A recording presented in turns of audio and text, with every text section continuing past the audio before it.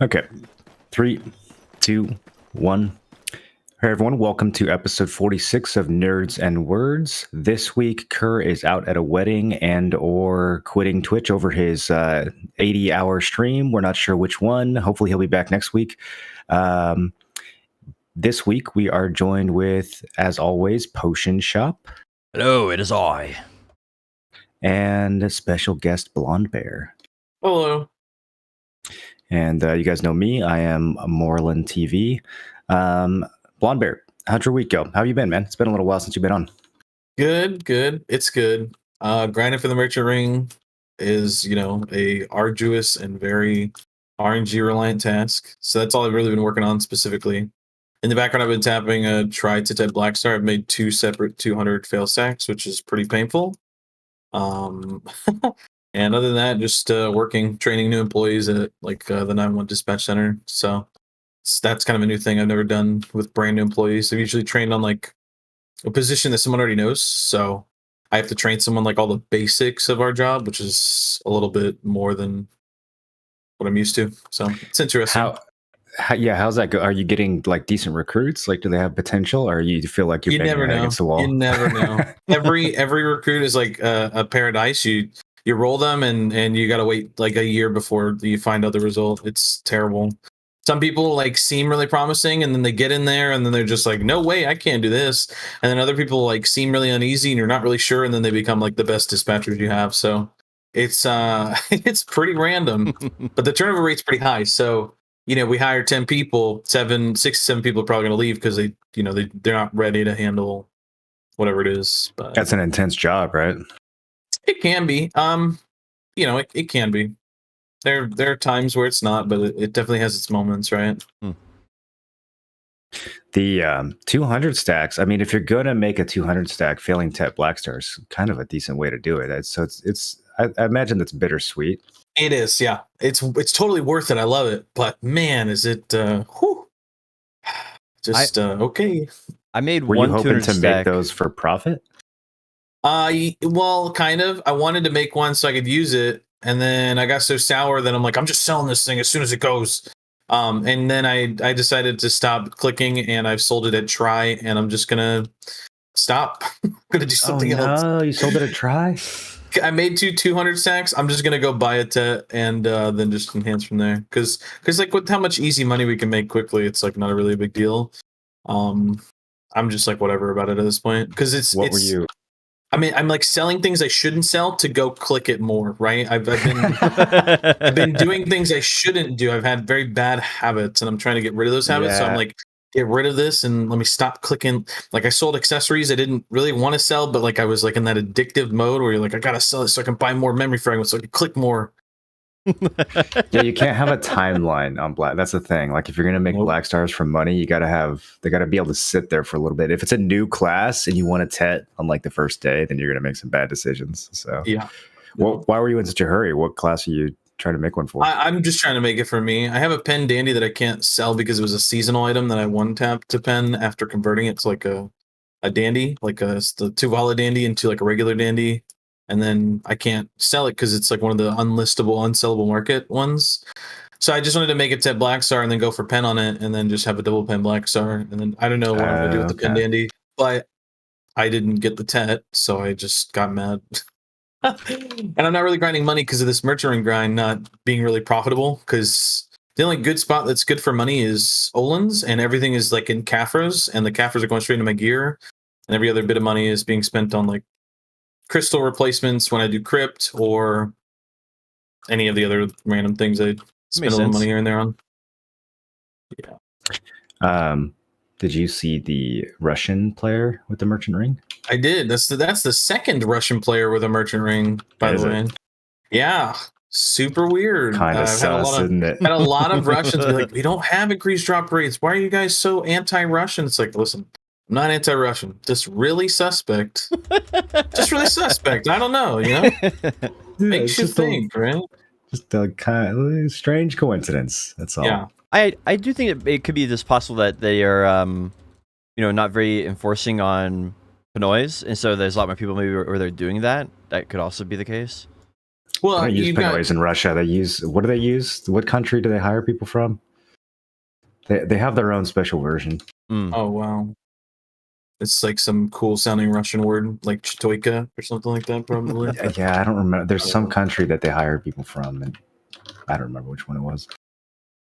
Yeah. I mean, even it's hard to say that it can't even be a Pinoy thing, right? Because there's a guy in the EU that grinds 20 hours a day of Olin's he's at 880 hours and he doesn't have an Olin's piece. And he's only seen like 3 or 4 other ones drop in his party, right? Then there's like 2 other guys in EU that have been grinding nonstop, and then also all the people in the NA grinding it. I've only ever seen one drop in my like almost 300 hours of grinding here. So Well, that I mean, Even if someone you, was paying someone to play their account, I feel like they'd still have a hard time out grinding Blonde Bear. yes. we can estimate the amount of time it takes it then at Olin Valley if we have that many sample sizes, right? Wouldn't that be around like 800, 900 hours? It's weird. There's people that have gone there and get like the Russian guy that completed it got his in 6 hours of Olin's. We got another guy that's 880 hours of Olin's. I'm almost 300. We've got a lot of people that have been grinding, and I've only seen 1 or 2 or maybe even none in their 200 to 300 hours as well. I mean, there's also people that have never seen a long, and I've seen 5 drop into my pocket, right? So it's like, yeah. So I think there's a very obvious explanation for this, and I think we all know what it is. It's the algorithm, right? Like, clearly his account is flagged for rare drops. It's like that time, you guys remember when Orca all got the first try Ogre Ring like 2 weeks after the server opened, and then the second person who got one, it took him 6 months? Yep. Okay, and then do you remember what happened when Orca stepped foot into Histria for the first time? Was anyone there for that? It was not. Do you get like a duo or something? It was like me and Orca and I don't know, Williams or somebody. We went to Histria for the first time just to test it out with 180 AP. Like, we didn't have enough to really grind there, but we spent like 5 minutes killing a mob in Histria just to see how hard it was. And a fucking compass piece dropped, bro. We didn't even know what it was. Oh my god. Oh no. Yeah, I do wonder if that is something to do with that. Like, I think there's 2 different things on that, right? It could be, one, the account itself is flagged for RNG, right? Bonus RNG. Or it could be, 2, that, if no one owns it in the entire server, there's like a hidden thing to kind of bump up the drop rates. Like, I mean, this used to be like a tinfoil theory that people had. Quota? Peace quota? Yeah, peace quota, or like enhancement quota. Because, like, so many people get Daborka pin, and it's very, very, it's like the number of failures does not equal the number of averages should be for pin Daborka, not even close. And I think like having some type of quota system in the game, or some type of, the more people who own it, the harder it is to acquire type thing up to a certain point might make a little bit more sense. Dude, I like the quota theory. Remember on the infographic when NA and EU had like spookily similar numbers, like the exact same number of T9s and shit? T9s and pens and stuff acquired. Dude. Yeah. Yeah, I like this theory. I think we're onto something here. I actually do think there's something like that, because it was a noticeable drop. I forget what grind spot it was. I think it was Crescents. They had some like drop event, and like we measured the drop rate before. We knew it's roughly like every 5 hours at our current grind speed, we were getting a crescent ring. And once the event turned on, it went down because everybody was grinding crescents. And so we figured that was because, the quota, or whatever you want to call it, had been fulfilled. And so we're getting reduced RNG in order to balance out the economy.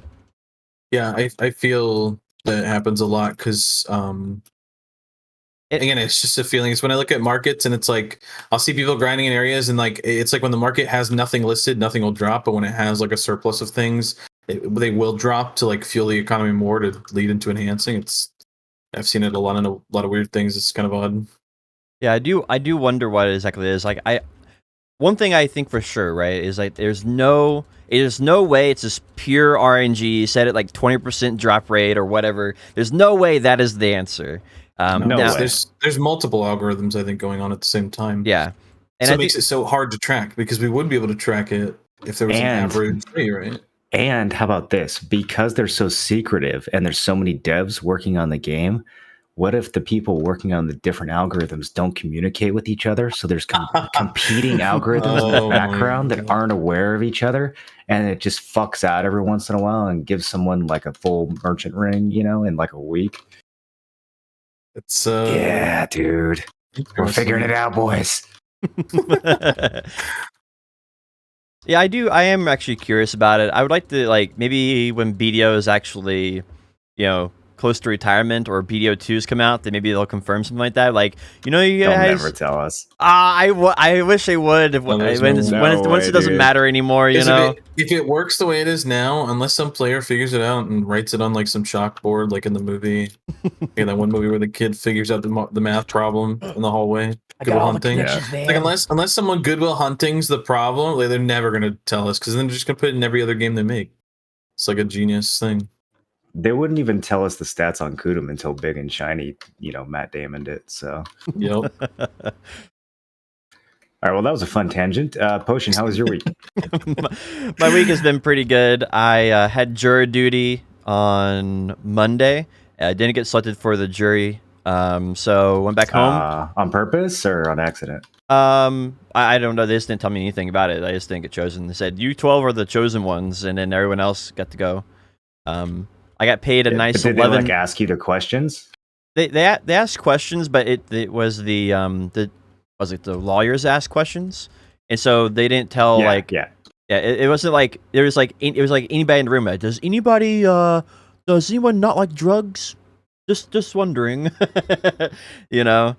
But yeah, I didn't get selected for it, and I don't really know why that was. My only thing I could think of is I put on my application that I work for myself, and so there would be a loss in income if I was a juror, and so that's the only thing that I could think of that they didn't select me for. I so think you didn't get to see if the defense or the prosecutor was the one to dismiss you. No, I didn't know which one to dismiss me. I assume it was the defense that dismissed me, because there's like 6 idiots that were chosen, and there were 6 like really smart people that were chosen, and I assume that all one side. I don't know what the evidence was or anything. They didn't tell me any of that, but I actually think that one side picked all idiots and the other side picked all smart people in order to try to balance out their case. I don't think they can pick. I don't know. Maybe it works different where you live, but in California, they can't pick people. It's like you get randomly drawn out of a pool of like 30 people to go up, and then they'll ask you questions. And if you say like anything about how you have like a cousin who's a cop, then defense automatically dismisses you. And if you say anything about how you like hate cops, then the prosecution automatically dismisses you. And then they just, as soon as they dismiss someone, they just randomly choose a new person from the pool. They can't actually like manually select people. Yeah, so the pool was 36 people, and those 36 were completely random from a computer. That can't be forced at all. And they did ask the questions like you asked there, but they didn't tell us anything about that. And I didn't answer any of those questions. Like there was never a point where I answered one of those questions. Oh, and yeah, interesting. So that's random then. Yeah, so I think it's just like random, and the defense and the state both had to say, "Hey, is this your jury?" And then they're like, "Yes, we agree. This is our jury." So it makes me think that there was some type of, and they had like a little 30-minute hearing meeting privately to decide between themselves. So I don't really know how that whole process works, though. Not educated enough on it. But anyway, I didn't have to show up on day 2, so it was a 1-day process for me. I didn't get selected, and it was going to be a murder case. That was what the case was. If anybody was Holy wondering. shit. Yeah, it was going to be a murder case. Yeah, and then basically since then I've been working on YouTube videos. I've done 17, maybe it's 18 YouTube videos. I'm planning on doing an infinite stream on Monday, so I'm trying to get videos where I can have like one coming out a day for about a week or 2. Yeah, I was still processing that you said you were almost a juror for a murder trial. That would have been nuts, dude. Yeah, I don't know.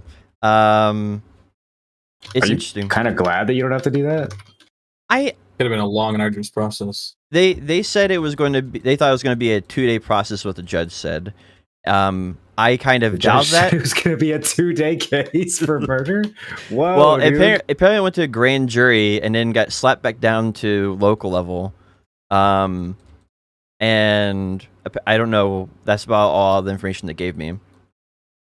So yeah, they thought it was going to be roughly 2 days, but I think it was going to go longer. A week. Because wow, dude. the lawyer of the state was he seemed like he was really kind of young and inexperienced, where the juror on the defense side looked like he was like CIA OPSEC, like I have a license to kill. You know, this guy literally was very, very professional in how he handled everything, and you could tell the difference in experience, even from someone like me who I don't know anything about lawyers hardly.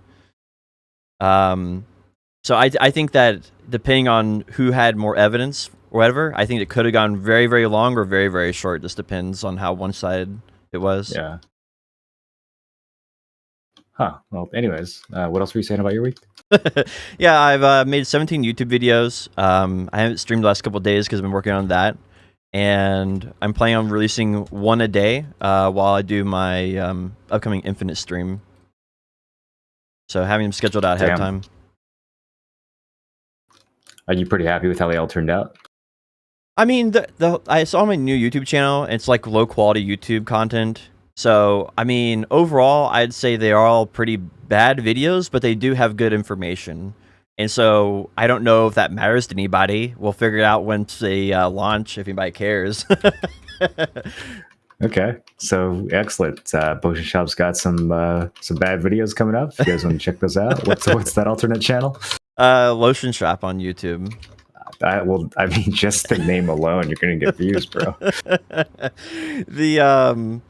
Yeah, it's sort of like the philosophy I took with it is like, well, on Twitch, I just give low quality answers to people's questions all the time. And so a lot of people just want to go to YouTube and find something that's up to date on a low quality topic. And why can't that be there? You know? That is true. That's something I've actually noticed with BDO players. They literally prefer bad answers to complicated questions than like nuanced, thoughtful answers. Yep. Yeah, they just want something quick. And I think part of that's just maybe the discovery. They just want like a rough direction to head in. And then they want to discover it for themselves a little bit. I think that's very generous. I think people just aren't really capable of nuance or critical thought and don't want to have to do it for even 5 seconds. Yep. I give them the benefit of the doubt. Sure. What have you been up to? Yeah, so I had a week. What did I do? Lots of World of Warcraft. Lots of WoW Classic. Oh, what class are you leveling? So I leveled a rogue from 1 to 39 in tandem with our paladin. And then I left him at 39 because I'm probably going to twink him out for Battlegrounds.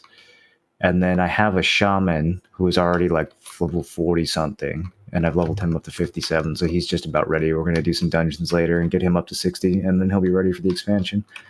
So I'm going to main enhancement shaman. But I'm probably also going to level a warlock for arenas because I'm not sure. I've been doing some PvP on the enhancement shaman, and I'm kind of on the fence if I want to play him in arenas or not. But I'm definitely going to be raiding as a shaman because I think it'll be fun and difficult to play melee in that expansion. Oh yeah. So there's not much longer until it actually comes out, in right? like 3 days, dude. Oh my gosh, it's so close. Yeah, June 1st is when it drops. Yeah, I can't believe they pushed this so quickly.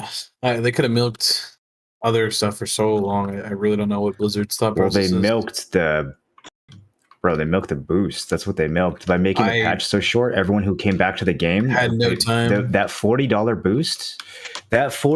boost, man. I think more than half the people playing the game right now are on boosted characters. I would love to see how much money they made from those boosts. I think it's probably It's smart, but it's like sad, and it makes me sad that Blizzard has like one of the greatest companies, like one of the guys you could always look up to ever since like Activision has just been just snowballing downhill like crazy. Like they just are not a company I would ever look up to ever. And for a long time, it was like the cool company with the people that were passionate about games. And now they're like the company that fucking has ruined every game they have their hands on because of money and greed. And it's so sad that that's like literally just. Yeah, they really shouldn't even be called Blizzard anymore. Like it's kind of a technicality. Blizzard. They really should be just calling them something else. I mean, they've basically been acquired by a different company at this point. It's really not Blizzard. Yeah, it's not original OG Blizzard. They made the games you love. They really need one person with a backbone to step up. But I think the problem is that the people who did that, all got kicked out. The people that are in charge are the ones that are the greedy ones. Yeah. Like what did that guy, he cut like all these different departments and everything, and he cut himself like a really nice fat paycheck, and then like a lot of stuff was going out about it, so he like talking about cut Bobby it back. Kotick? Yeah, but then he like cut Yeah. it back or something recently, and he's like, "Oh, guys, I'm not that bad." It's like, okay, sure. He's got sure. some weird ties to a certain disgraced financial may or may not have committed suicide certain individual who, Oh, My goodness. yeah, some weird connections there that surfaced, but we don't need to get into that. The I do feel like overall though it's sort of like I feel like they have a whole bunch of yes men now in Blizzard, where it's like the people who had backbones and stood up said, "Hey, we don't want this pay to win in the game, or we don't want the game to go in this direction." I feel like all those people just got kicked out or removed over time, and then now they just have yes men like, "Yeah, we can add that pay to win into the game. Yeah, we can do that. Yeah, we can add this new thing into the game," and I feel like that's what's happened now in a pretty big way. I mean, I think it comes down from the top. I think you probably still have some devs at the lower level who care about the game and want to make it good, but it's some executive who doesn't actually play the game, who just sends out an email saying, our marketing team has discovered this potential. We expect to make X amount of dollars from this boost, so fuck it, like put it in, right? I just don't think the lower level devs really have a choice at that point. Yeah. Apparently, Blizzard itself has lost almost 30% of its employees, or something like that. they've lost a lot of employees recently. Yeah. If you go to their website and see what positions they're hiring for, it's basically every position in the company. It's like even higher level positions. It's like lead Hearthstone designer. Like it's like everything. Everyone's quitting that company, man. Yeah, and I mean, I don't blame them, right? I mean, they're literally taking all these games that everybody loved and stuff and tearing them apart, making them cash grabs. Every single game right now is a cash grab for them. Well, it's I'm not doing it in like a neat way, right? Yeah, I know, right? Isn't that the worst thing? It's like they're a horrible company, but I still can't wait for the Wrath of the Lich King, classic expansion, dude. Yep, I'll be there. Yeah, I think it's sort of like they've been cashing in on the name of that they built up over years. And it's like there's only so long you can cash in on that until something breaks. And I thought it'd be the player base that break first, but apparently it's the developers that broke first, because they just got tired of hearing the players just being mad all the time. I think that's what it was. I still think they have a lot of momentum left, though, dude. I think everyone's going to buy Diablo 4. Everyone's going to keep playing Classic. Everyone will buy the next WoW expansion, too, no matter how shitty that is. Exactly. Well, I don't necessarily think that is the issue anymore. Like, it's like, when is Diablo 4 going to come out when you changed your lead designer 3 times? And, like how's Hearthstone going to be any good when the guy that ran it for years is no longer there? Does it matter if it's good, though? I think what Blizzard is realizing is that their games don't have to be good. And they don't have to be good to get people to play. Yeah, I think they feel quite liberated after discovering that. They all just kind of went, "Oh, thank God, we don't have to make good. We don't actually have to make these good, you guys. Like, let's just charge everyone more money for bad shit." Literally, it's literally working. It's crazy. Like, it's really sad. I only think it'll go so long, though, and I think it's going to be very, very clear when Diablo 3 doesn't come out next year, and we also don't have, we're going to have a WoW expansion that's going to be delayed even later, and we're going to see WoW numbers continue to fall, and Overwatch is still years away, apparently. Like, it's going to be years until we have another Blizzard game, and that's kind of crazy to think about. A game that has so many game developers. Isn't the mobile Diablo coming out this year? Yeah, but that's already been kind of done for a long time. It's already been out in China. I'm looking forward to it. I'm looking forward to Diablo mobile. Fuck yeah, dude. I got my blue stacks ready. They're going to be releasing, what's it called? Path Exile at the similar time. So it'll be on phone PoE as well. 2? No, PoE you think on PoE phone. 2 can compete with Diablo on phones? No chance, bro. PoE on phones. Whoa, phone PoE? Oh, wait, I didn't know that was coming. Yep. They basically, they're just waiting to release it in tandem with Diablo, so that people have to choose one or the other. That's so baller, dude. So I wonder if either one of those games has a chance of being fun. I think PoE is going to be the same PoE experience. So you're going to hate leveling, and then the mapping will be good. PoE is way too fucking complicated to play on your phone. They're gonna have to simplify it for the phone. I would love playing simplified PoE if they really make it simple. Maybe it'll be better than the PC version. I think you actually start at maps though. I think that's the main difference. The main Oh my difference. god, I've been asking for that for years. Yeah, I think you just start up because they want it to be an experience where you can sit down on the toilet while you're taking a break and play around, and then close As it should be. Close it and go on. So I actually think PoE on the phone could be really cool, and I plan on downloading it just as a game that I can just pick up when I'm sitting in drive through and then play a map and then drive on with my food. That's exciting. Yeah. You want to get into this week's patch and shit? get into actual BDO. So this week they released the Neuver outfit. Apparently it's like 30 billion to craft. Do we know how many? Pricey. Yeah. Do we know how many Neuvers do you have to go to? That's the real question. How many Neuvers do I have to suffer through? I haven't been able to look get that ones, closely. so I don't know how many drop how much and how often, so I really don't have a clue. Someone said they got like the wing on the first time they went, and someone got something else. But you need so many of the the bloods or whatever to make the enhancement stones. So it's gonna have to be a lot, I assume. I don't know, man. I wish that world bosses would become more of an exciting event like they used to be instead of just another chore. I just think that one-shotting mechanics at bosses like that make it so it's like, oh, I got one shot. Well, okay, cool. Like, so boring. It's like, if they made it so that, like, I don't know, there's like different effects and things, like, I don't know, a more raid-like experience. Yeah. Make it have actual mechanics and then make a visible leaderboard where you can see who the top damage is and scale the rewards off of your performance so that it's not just a bunch of people on, like level 56 alts. Like, I don't know. It seems like it's an easy thing to do that other games have done, but because if you were already going to Neuver because of the money, right, and it was just okay money, it'd be a lot easier to swallow the fact that I have to go there for like 500 Neuvers or whatever it is to get the Neuver costume, and that would be like a nice little icing on the cake at that point where you're making a fun activity already more fun. But at this point, it's like you don't really want to go to Neuver, but if you want the costume, you have to go to Neuver. And so I don't want to go to Neuver, but I will go to Neuver because I want that costume. That's literally it. Yep. I don't like fighting world bosses. I don't do any world bosses. I can't even get to do Vel or Garmoth anymore because I'm just like, it's a 9-build jackpot, but I just don't really care enough. It's not enjoyable content, right? You're doing it because of the paycheck. So, yep. I mean, just whatever. I feel like it'd take the edge off it a lot if it was actually profitable, though. Wouldn't you agree?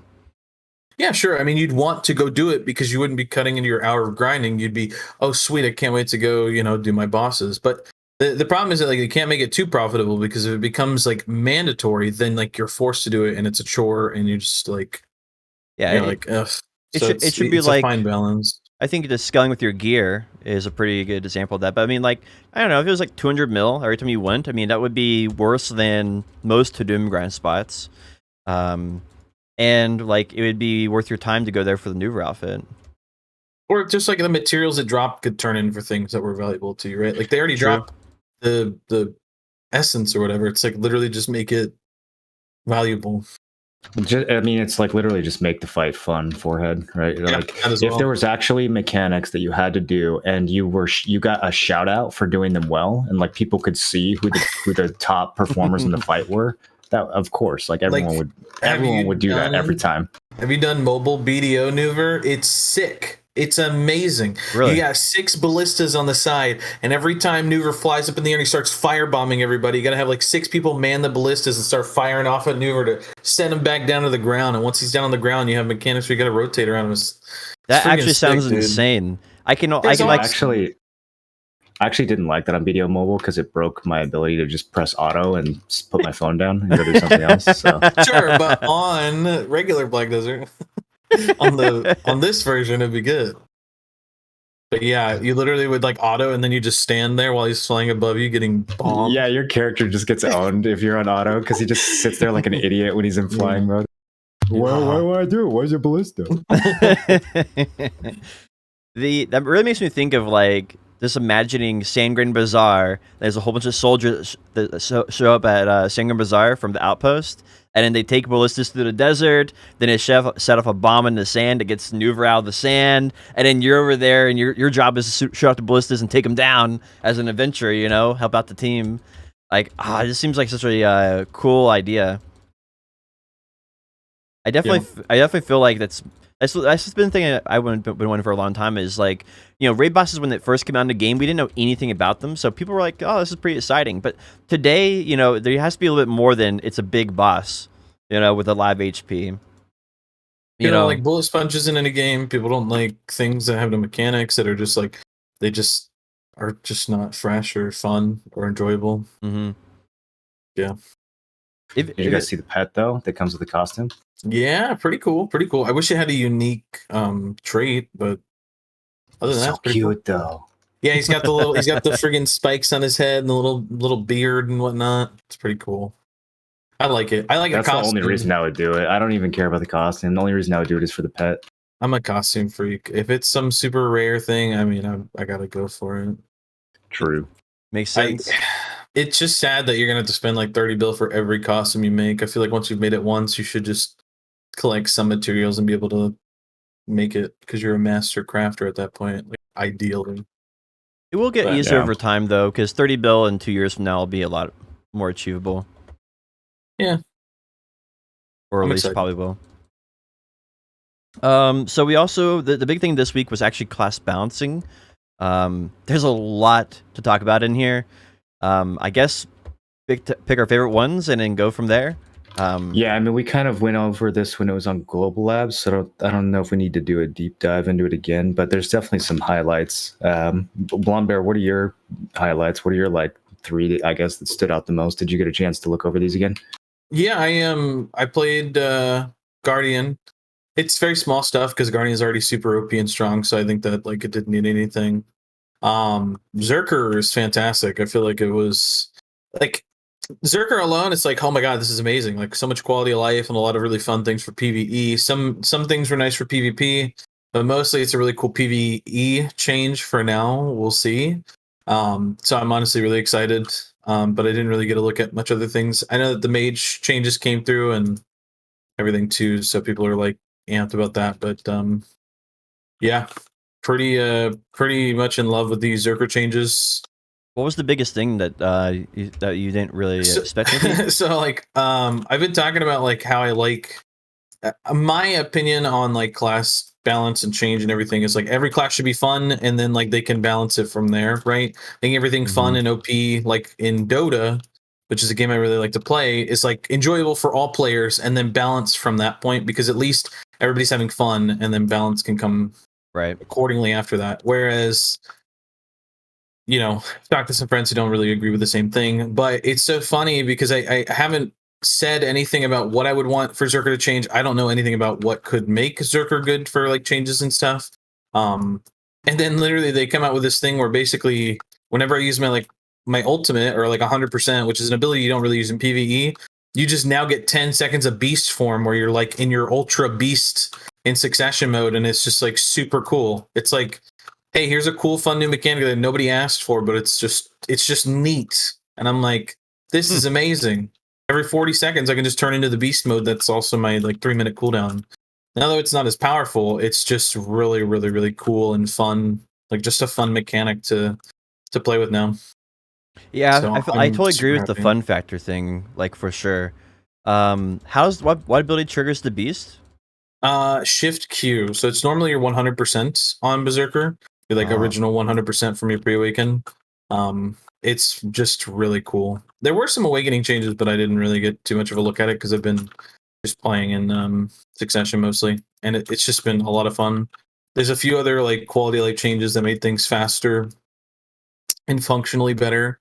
But overall, it feels like a nice solid like 10% buff for like damage and just kill speeds. Do you think we'll see Succession Berserker start to come back a little bit at Node War, or I don't know. I think in like tier 1 Node Wars, I think Zerker is like absolutely fantastic because you're just an ulti bomber who can also do damage because it's tier 1 Node Wars. But when it comes to like higher up stuff, it's so difficult because Zerker has no like damage scaling, so they're not going to survive anything that a lot of other classes would. Because in my opinion, like Zerker should always be just the 100% ulti bomber, and since you're 200% on a 30-minute cooldown, you're just not really ever going to get to do that. Maybe make 1 or 2 plays, and that's about it if you can land it right. But I think in like tier 1s, maybe even tier 2s, like Zerker's still like fantastic. The 100% is just such a really nice playmaker that you can use very, very quickly. Like, as long as people are feeding you BSR, you're living the dream. And I joined a tier 1 no war guild, and that's what I've been doing, and it's been a lot of fun being like someone that sets up the play, and everybody just plays off of that, and they're like, "Oh my god, your ulti is amazing!" And then everybody just gets all the kills, and I'm like, "Yeah, whatever works." What T1 guild are you in? I'm in Meme Boys. It's Nice. just a friend guild. A lot of my like friends that I've been playing with, like outside of just like other stuff. Just been playing. Is that the guild that Sphero and Snake and those guys are in? Yep, that is the guys I hang out with. That's a good squad. It's a good squad of boys. Yeah, they're really cool. J-Step is currently in it, and it's a lot of fun. And Armin was in it for a minute, for a little bit, because like they're all the PvP guys are all friends with each other, right? So. I 1v1 J-Step on my Sage the other day, and I like fucking jumped out of my chair. I was so happy. Probably wasn't paying attention. I think I caught him off guard. Speaking of Sage, it kind of reminds me of like originally when Sage Awakening came out. I didn't feel like the mobility was really fun, similar to like what you said, like Zerker just needed to be made more fun. And I feel like they've really fixed that in a large way with his mobility, right? His mobility is like really, really fun now for a Sage, but that balancing part really needs to come in now because it has super armor, iframe. Everybody's like, this is ridiculous. How am I supposed to catch him? And I feel like that's where that balancing comes in. Like now it's fun, then you got to go back and make sure it's balanced. And I feel like that's really important. He's balanced, dude. You run out of stamina in like 8 seconds on this class. If you're having trouble catching an Awakened Sage, just count to 5 and you'll be fine.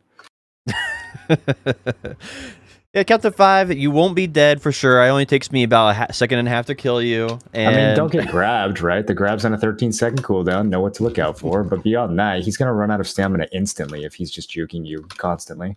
But it's not like other iframe classes where you can extend it for 30 seconds and troll someone. Like, you are out of stamina right away on Awakened Sage if you continually juke someone.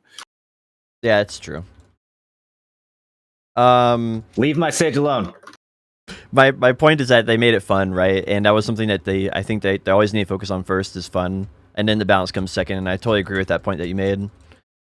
That maybe Sage wasn't a perfect example because Morland's a little sensitive about it, but maybe I think that should be the focus. But from a PvP perspective, because this is, again, for some people, this is like the best PvP game ever. Like pre-awakened days, before awakening or before succession, like really mess things up. Like there are different people at different stages of the game that like believe that this is one of the greatest games of all time. And it's sad when those PvPers that are really passionate lose their fire because the game just starts making balance changes that are not good and not fun for anybody involved. True. And making the game not rewarding for either skilled play or, outplay potential type stuff. Yeah, absolutely. And I definitely hope that, this is not the end of the PvP changes for sure. Like maybe a better example of fun, but not necessarily enjoyable to play against, not really balanced, would be Mystic. Mystic is super oppressive because of her number of CCs and super armors. But she recently got some buffs, and a lot of people are speculating she's gonna be the new flavor of the month class for PvP. What do you guys think? I think for 1v1, she's a lot scarier now than she was before. For large scale, I mean, the large scale, we say this every week, large scale meta is so broken. It's hard to imagine any classes that aren't the current meta classes rising to the top unless something fundamentally changes. But I think we might see some people roll over and at least like try out Succession Mystic. I haven't really fought enough Suck Mystics to know what they're even capable of. It was a very rare spec to encounter before. But she got, I don't think there's ever been a class as buffed in a single patch as what happened to Suck Mystic this week. So we'll see.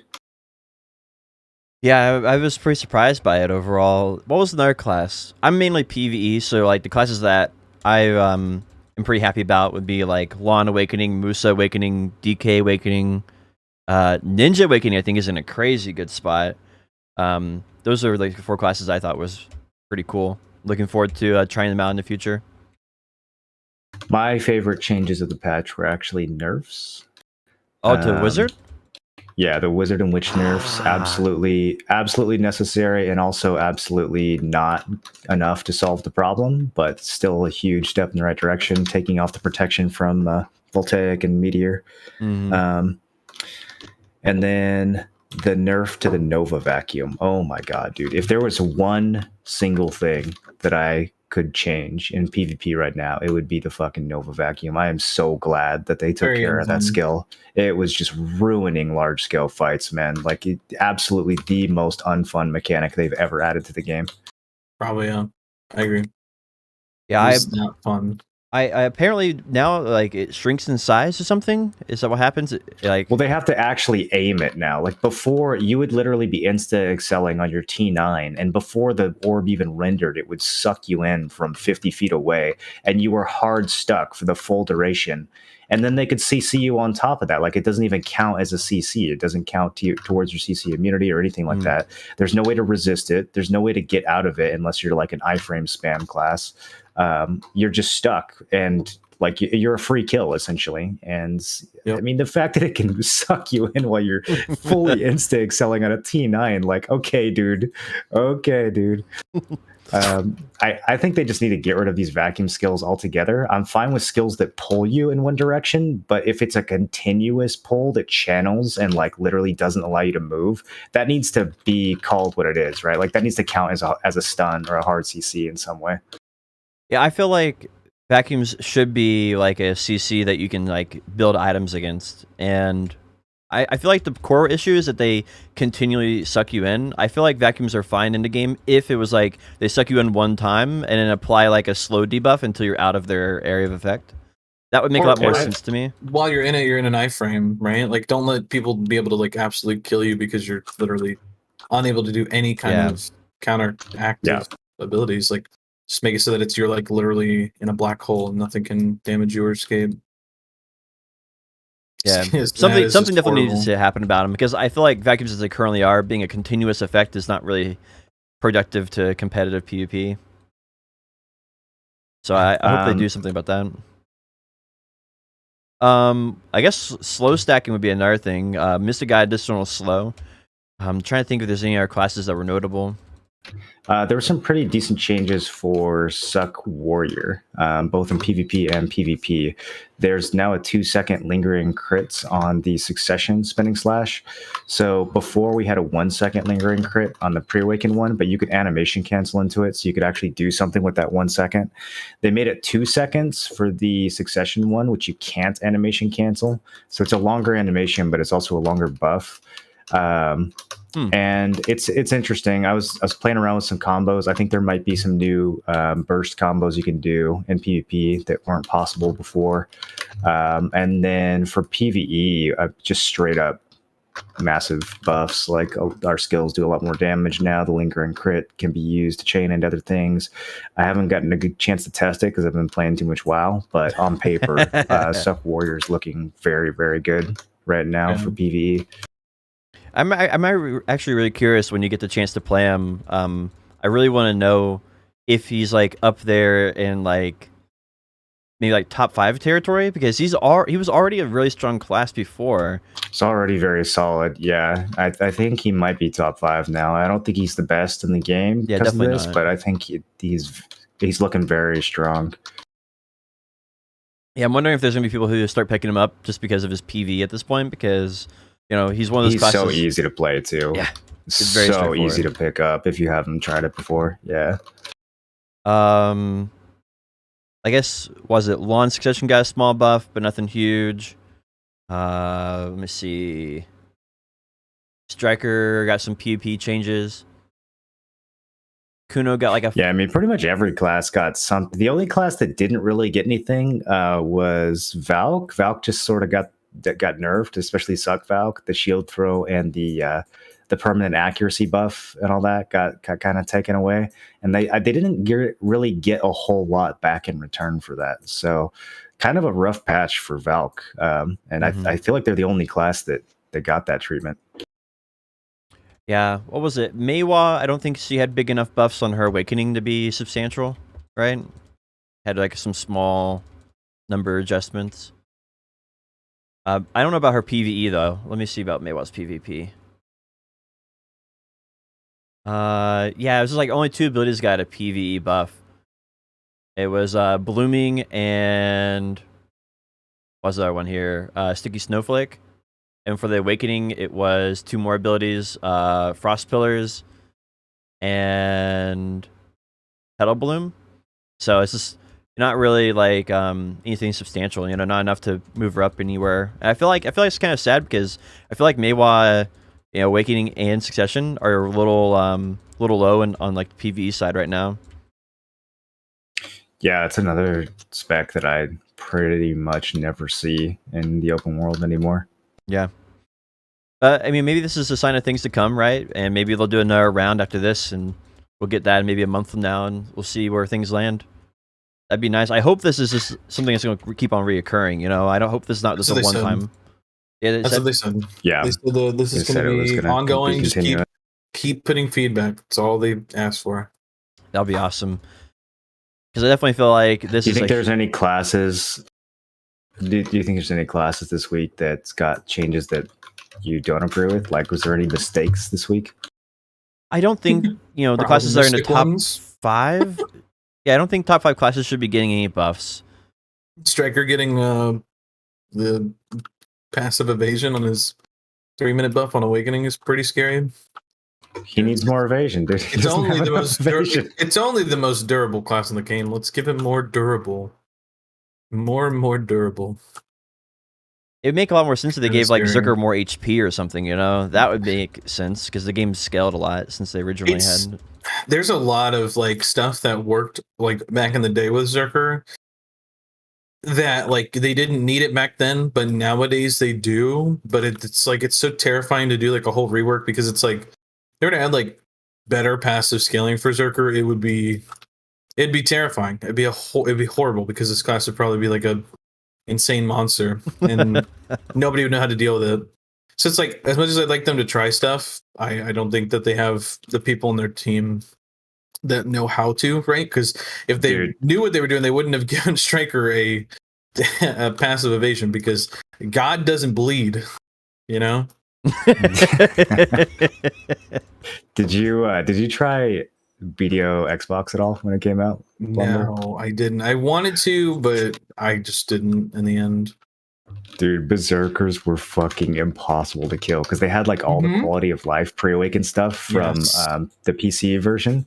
I heard about They had that. so much fucking health, so much healing. You basically had to kill a Berserker like 4 or 5 times to get them to die because they would just stop and heal back to full over and over and over again, man. It was the craziest like anime fights that would last like 20 fucking minutes at like, you know, Witch Earring Chapel. Like, oh my god! Believe it. You can't give Zerker right now really good scaling like another class because it would just be absolutely broken. It just wouldn't work because they had to do so many things to work around not having a good scaling that like to enter any good scaling right now would be horrendous. It would be a horrible idea. And that's exactly what probably the Xbox version was. I mean, Zerkers were really crazy back in the day. Like pre-launch, even without the quality of life, they were still like a WoW class to deal with, and number of grabs they had, that was what was it was insane. And then you could chain them. The and infinite grabs. Remember the infinite grabs? I remember when it was fun. Bro, that was the worst thing when you have a classic win. Yeah, right. You'd have a Zerker show up after you like a GVG would start at Sawson's, and then the Zerker would just be like, "Hey, I'm just gonna chain grab you until you die to a Sawson mob," and then he just hold you over his head like, "Hey, how you doing? Smash, grab again." Yep. Bro, I mean, at some point, like I do think that there's like a lot of nostalgia there, but there was definitely a lot of frustration as well. What's what made me so sad about the Xbox version? They decided to speed it up. If they would have had that game release as slow as like the original release, way more players would have played it. Like people that were playing PC would have played it without a doubt. But they rushed content so quick and they gave their like timeline and they're like, "Hey guys, we're gonna just friggin' burst you through the content and you're not gonna get to enjoy anything that everybody says was the best part of the golden age of the game. So have fun." And it's just like, why? It's like Yeah. the same thing as the TBC boost, honestly, man. It's like these Yes. devs don't respect their own games. Like the game doesn't start at current version, it doesn't start at max level, it starts at level 1 in fucking Balenos. Like but like none of these devs respect their own contents. And Yep. sometimes that's the best version of the game and they just have you skip right over it. Very Yeah, disconnected with very specific parts of the community. Yeah, the leveling boost is like honestly the worst thing that they could possibly done, because the reason people get attached to the game is through the progression and leveling experience. And like if there is no progression leveling experience, then you just don't ever get connected to the game. You basically level up in like a day or two, do the raid, and you're done. And then you're just like, why don't you like World of Warcraft? Well, I beat it. There's nothing. We have for me several to do. people who bought boosts who didn't play it back in the day, and I don't think a single one of them is having fun playing WoW. Like the people who started from scratch, I think are enjoying it, but the people who started at 58, they're just fucking like lost and confused. Yep. I don't think they And I think BDO is kind of similar nowadays. The way they just like rush you through to Narshaling gear, and then they're like, "Okay, go figure out how to get a Tech Crescent now." It's and it's like, dude, you're starting at like stage 4 when you start the game, and it's like, Yeah. wait, what about stage 1, 2, and 3? Well, but the problem is that like, and it's like a multi-level problem. It's like, right, like all the people that had to go through steps 1 through 3 finally get to step 4, so they're advocating for steps 1, 2, and 3 to get changed and make it easier because they had a hard time. And it's like, you don't understand what you're arguing for. You can't argue to change all that, and then they change it, and now it is what it is. People that are new to the game are like, man, this stuff's so hard. I really wish it was like a little bit easier. I wish I didn't have to start by grinding a 4 billion silver item when I only have like 1 million silver in the bank. And it's like, well, thank the players that just went through your experience and thought that it should be changed. I think there's a big difference between speeding up content and skipping content. I don't think anyone's opposed to them speeding up certain aspects of the game, but just outright skipping it, it's like, what are you doing? That's your game. You made that. Why don't you respect your own content? Absolutely. And I like, this is what I've told a lot of players is like, the end game of BDO currently, since PvP is garbage, is the leveling experience. So you begin the end game at level 1. Like that is the end game. You started the end game when you log into the game in Belenos. That is the start of the end game. And so if you like give people free gear, you're just skipping all of that content. Like it's the same thing as people who pay to win. They pay to win, and they're like, well, this game wasn't very fun. And you're like, well, you just skipped all the fun stuff.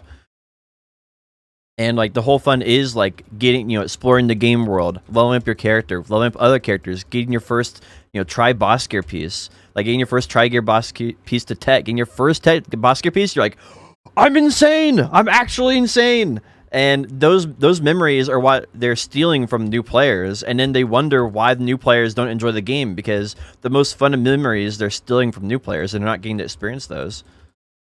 It's like that new game discovery stage where you're just like, oh my gosh, it's a new game and I don't know anything about it. And I'm like having to learn about it, right? And getting robbed of that kind of changes your perspective on the game, and doesn't always lead to a good experience. Blonde Bear, sorry, I'm pivoting a little bit, but did you enter the tournament, the AOA tournament? No, I got Google Docs. So how do you guys feel about the fact that in order to enter the trial tournament, you had to have won a round in the non-trial tournament? Everybody, unfair. Everybody who has read that thinks it's stupid. So how in the world? Everybody, right? Like everybody. Like, is there anyone who thinks that that's not backwards and dumb? I know. I wouldn't mind if it was that everybody who signed up got to get into the next one, right? But like, because I know they wanted to keep it smaller, but saying that only the people that won a round get to go into the next one is really bad. I think that allowing anybody that signed up in the original first one that gets to go in, that should be it, but not whoever won a round. Because if someone got gear matched round 1, then the gear match not gear match, but if someone got beaten by gear and not skill in the first match, then like that defeats the whole purpose of allowing someone who just won because of gear to not get to go into the gear match tournament where the guy with skill would have won the match. And it's just like, what? It would have been much more smart for them to do trial first and then do the uncapped second, and then have these rules for the uncapped would have made a lot more sense. But this is, I mean, if you're having a budget constraint where you can't have as many players in it, it would be better just not even do the trial tournament at all, because at this point you're just, it's the rich get richer type deal, and like it doesn't make any sense. It's People not. want the gear match tournament way more than they want the un-gear match tournament. People have been screaming about a non-gear match tournament forever. Well, and then you get a lot of people with no names and nobody's ever heard of that are sitting at 720 gear score, and you're like, hey, this isn't the like geared streamers and people I know. Where's all my streamers and celebrities? And then they're I not don't in the get- tournament. Yeah, well, I don't get what the rush is. Like, why is this something that needs to be finished in a week? What else do they have going on? What's are they fucking too busy to do this? Like, I don't. When we had the Black Spirit League, wasn't that like months and months of qualifiers that finally led up to the TwitchCon tournament? Like, I don't know where the rush is coming from. Who cares if a fuckload of people sign up? Like, that's content, dude. People want to see that. Yeah. These tournaments will get thousands and thousands of concurrent views on Twitch across multiple channels. Like, people clearly want more of it. There's nothing else going on in the fucking game. Like, what's the hurry, dude? I just don't get it. Yeah. Yeah, I think that there was probably a limited budget. Like I like flying out Vert and what's the other guy's name again? They don't have to fly Armin? out Vert for the Yeah, prelims. I they could have understand that. longer prelims without spending much more money on it. I understand that, but I think they wanted to have this nice grandiose appearance. And now they set this standard for themselves that they can't even maintain, which I think is unrealistic to maintain, right? And you know, they're trying to get this done because they want to get prepared for the dungeon coming out. They want to get prepared for Heidel Ball. They want to get prepared for all this, and it's not those things. Don't they can't just get done while the same people who are doing those Heidel Ball and stuff are probably the same people who are doing tournament. There's probably very similar outfits. That's why. So I kind of felt like they should have just waited on this and waited until Heidel Ball, whatever happens from that, and then start the trial tournament. Do a nice long one. Do it proper. Like, don't have this gear cap thing. I mean, at this point, I feel like people would be almost just as happy to hear them say we're canceling it and we're going to reschedule it and remove the gear cap. Whoa! Hold on. No cancel. I got Well, my entry. I mean, your biased opinion in this because your chance of winning this is extremely high. Because I know a lot of people, because they don't like it, they're just not entering. Like it's I don't know if they're going to have enough people to actually have a real tournament. I just hope the rewards are the same, because I think the people that can. Well, some of the classes are going to have like 5 competitors, like literally. It's like what's fun about that? Like, how's that going to determine who's the best? I mean, you already fought once and determined who's the best, so you get to do the same exact tournament all over again? They determined who's got the most gear.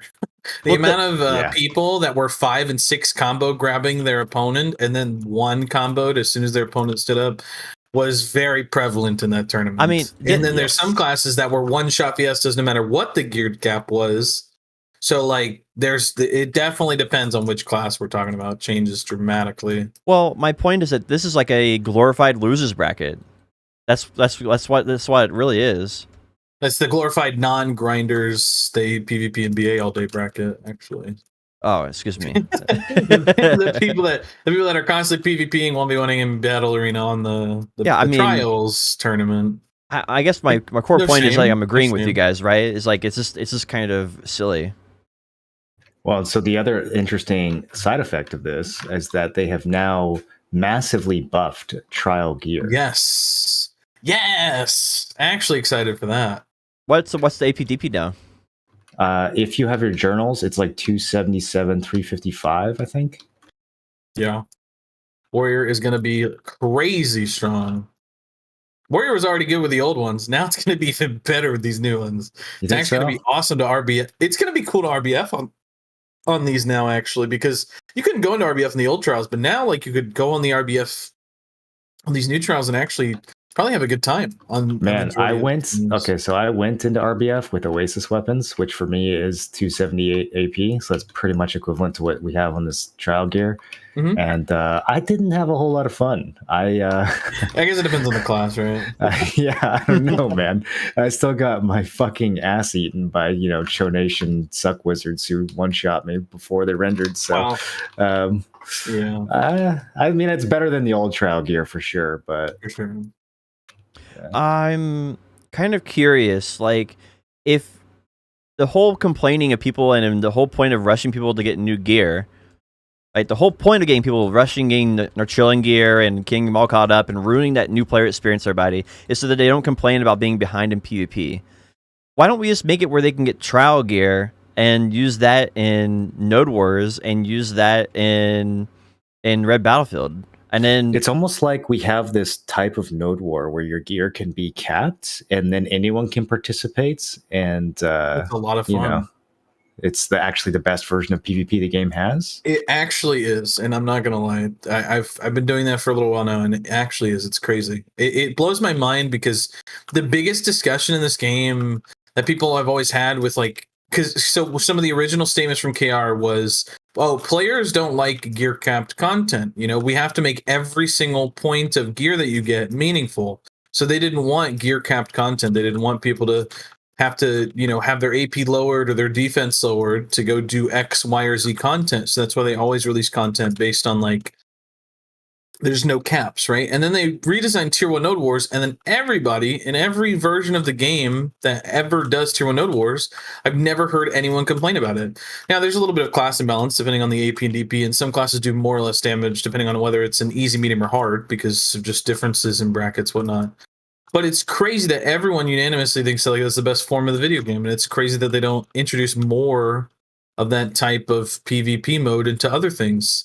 Instead, we have the weird 10% health damage RBF thing where you die but you don't die, and then Siege is just left uncapped with just monstrous amounts of damage from every Siege machine, and then open world, which is just crazy red world.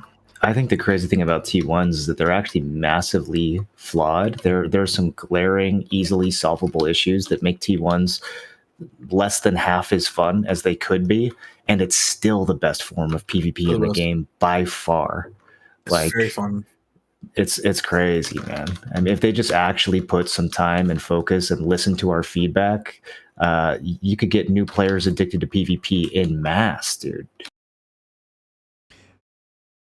Yeah, I mean, the main thing I'm thinking about is it seems like it's a double-sided issue that they've created on both sides, right? You need gear to participate in PvP, but if you don't have gear to earn, right? Like you have trial gear and people don't need to earn any gear, then there's no reason to play, right? Yeah, yep, 100%. I just think that people that it's. You would think, right, that is logical. Everything that PA has stated, they want people to be getting gear, because if more gear means more damage and more everything. But the people that like to sit there in PvP all day and care about those points and gear aren't the same people, or there might be some, but not a majority of people, are not the ones that are going to sit there and grind all day for those gains that cost 100 billion silver for the next 3-point upgrade, right? So you have these people that are the grinders that don't really care about PvP, and they just like to grind and make gear gains and see the points go up on their gear sheet. And you got the PvPers who aren't going to grind, but they, they're at the point where they're not going to grind, they're not going to care about gear, but they wish it was capped so they wouldn't have to fight the PvE noobs that got all the gear. It's well, I mean, ultimately, I think that side game modes should have trial gear, and you can just put that on, and it should be viable. Not necessarily the best gear, but viable. But main game modes open world shouldn't be trial gear shouldn't work, and that would be a good program. Because the problem is that new players want to come in and be able to do PvP day one, and that's why we have trial characters. There's literally entire trial characters to solve this issue. Instead of just letting people just buy trial gear that only works in the areas. I think seasons solve that to some extent. The problem is that we allowed too much non-season stuff to affect season characters. So you had people crawling their Juvala to pan on the first day of a season. But in concept, a season is actually a really good way to introduce new players to PvP and to allow old players to try a new class or just to, experience PvP in a different way. The Arsha PvP, the Arsha season server is always super fun. That's probably the most fun that I have in BDO right now, is when there's a new season and we have an Arsha server where we can try the new class or whatever. But it's the problem is they just allow people to chrono their gear using non-season resources, and it gets weird really fast. But in concept, that works really well. And we can also look to other games and see how they've solved this problem. Albion is again a great example. You have uncapped Hellgates where people can bring in whatever gear they want, and the loot is really, really good. And then you also have gear squished Hellgates, so that's different from gear cap. Basically, what they do is there's a couple different versions of it. In one version of it, you have a gear cap, and then anything over that cap, you only get 50% effectiveness. So imagine that there's like a gear score, like a T1 cap of 500, and you still get the benefit of your AP and DP above that, but it's cut in half. And then there's another version where you only get 20%, right? So all the benefit of your AP and DP above 500 gear scores is cut by 5. So there's different versions where you can soft cap people's gear, and those versions aren't as rewarding as the uncapped one, but it gives people a reason to still progress while also not putting them up against, an extremely difficult PvP mode that they feel like they're not ready for yet. So what game modes in BDO need a soft cap to the gear? I think everything. I think there should be a like a trial RBF, the equivalent to a trial RBF or a T1 RBF, whatever you want to call it. We had that in the past, there should be open world channels too. There should be a capped Arsha PvP channel that instead of a 50% drop rate, it's like 20% or something. And people won't be able to make as much money there because their AP is capped anyways. So it's not like going to replace the current Arsha, but it'll give people with lower gear somewhere to go where they're incentivized to PvP and hold their spot. And, they get a little bit of a bonus for being there. And we should have the same thing with Node Wars, open worlds, or whatever. It should be equalized across every mode of the game. We shouldn't have different rules for T1s than we do for RBF. It doesn't make any sense. So you're saying you go to I don't know, we'll say like Valia 1, and then Valia 1 is a soft cap server. So then all activities on Valia 1 would be underneath those rules. Right. That makes sense. Yeah. And if you have to nerf the drop rate on that server or whatever to make up, or if you have to buff the drop rate on uncapped servers, there's plenty. It's easy to get the incentivization correct. That's not the problem. The problem is making a mode that's actually fun, that's fair, and that people feel like they're still progressing. Mm-hmm. Yeah, I think that actually makes a lot of sense in a lot of different areas because the core thing is like a lot of people don't want that experience, and so basically being able to opt out of it by picking a different server is a pretty easy solution. Yeah.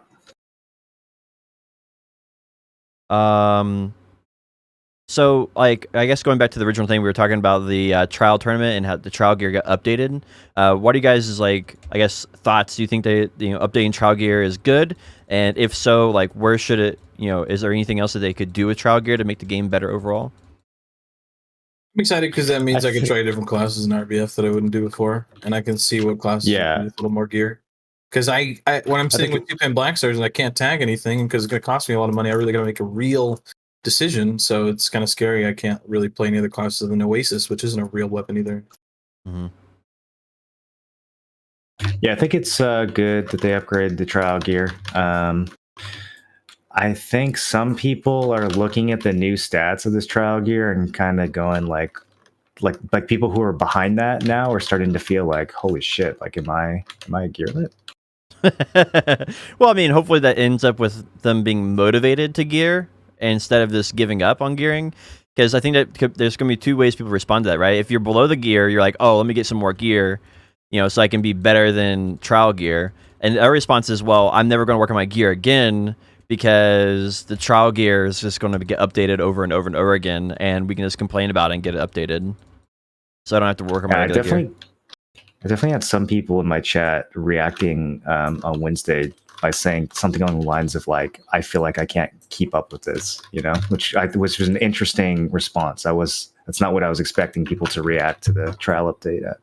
Well, I think most people don't have anywhere close to that. Most people are below 269 Kudum.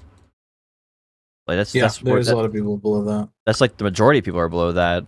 It's a very, very small minority that are above 269. Out of the entire, I think there's a lot of people in the 270s in terms of AP, but I feel like those people also have 316 DP. They don't have 355. DP. Yeah, go for pen armors, they go for weapons and accessories, and then they're like, "What do I do now?" And I'm like, "Well, you got to get 4 pen armors, and then get your dead god, and then you Yep. can get some distos because you can't sacrifice DP because you got no DP to sacrifice." And True. it feels bad because then they sit there and they're just like, "Man, 4 pen armors, okay, that's oh my god, that's a lot of money." Like, yeah, get ready to sit in a grind spot for the next 6 months straight. And then they're like, "Man, I'm gonna go play CS:GO or something silly." Yeah, because it's not fun grinding for, what is that, 60, 80 billion silver for pin armors that don't increase your AP at all. No, it's not. I feel that it goes back into feel like bad. the whole thing that needs to get people excited about the game is like, you know, they need to hopefully remove our chilling gear. I kind of hope they add back the season gear to the Olvia servers. So if you quit for a month, you can come back and then get. There was Olvia server some gear. mention of Tuvala gear. I can't remember what it was now. Was it in this week's patch? They made some hint that Tuvala gear is coming back. Can anyone That was in chat the do you dungeon remember? thing. The dungeon. When they said the dungeon, it said That's the the new other dungeon is seasons. going to be based around Tuvala gear and our chilling gear. Yeah. Yep. Yeah, so that's interesting. Yeah, I mean, I think for sure that like they're bringing back the seasons. I think they're bringing them back in a different capacity because they realized the old formula wasn't working for profitability. So I think they're going to be bringing back seasons differently, maybe more along the lines of like PoE, where it's like you get a season event, you get some new content, and you get reworked old content. And that's what PoE does over and over and over again. It just adds it to the core game. So we'll have to see. Yeah, To say, it just reminded me. Another thing is like, you're telling these players to get almost 100 billion silver and get pen armors, and then the difference you feel between 10 pen armors, especially against the people you're probably going to be fighting in orcs or something, is going to feel like you literally are still paper. It's like you're going to get an upgrade and you're still not even going to feel any different really at all. Yeah. It's so sad. Well, it's just because the entire games right now, like they made healing so strong, and the way you have to counter healing is like when healing is better, you have to have more burst damage to kill somebody. And if you continue buffing healing, then you have to have even more damage to burst them down. Because if you can't burst them down fast enough, then they're just going to heal back up to full HP. And so like they have so much healing in BDO at this point that the amount of burst damage you do is just you have to have is insane. And so that makes you feel two ways. It makes you where your defense doesn't feel like anything, and it makes it where your AP doesn't feel like anything either. And so there's like this gold zone where either you are unkillable or you get one shot. Those are the two states. And the other one is you either one shot your opponent, like one combo them, or you can't kill them at all. It's just impossible to kill them. And it's just like this very, very small, like few AP DP ratio where you and your opponent will actually have a fair fight. So I don't know. I totally agree with that sentiment though. It just feels like the game right now. It doesn't really matter what you do. A lot of times you get 5 DP from getting a pin armor, and you don't feel like you got anything. Yeah,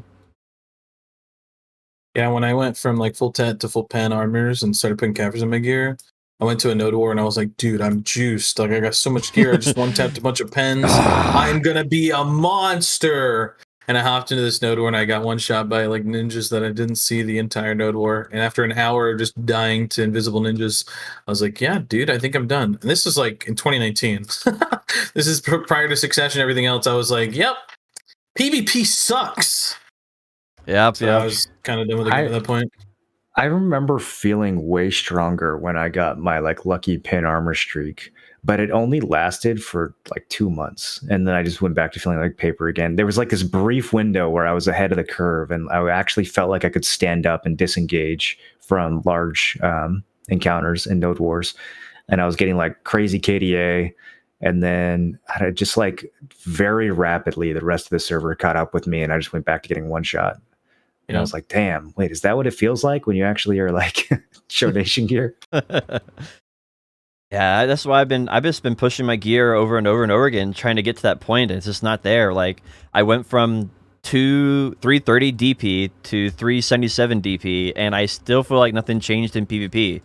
Because at the same time, everybody's getting more gear and killing me faster. So it's like I gained 40 DP, and it feels like nothing changed. It's just kind of like, what's the point? Like, why did I work so hard for all that gear when, it does it really matter? So you can grind more monsters. Yeah.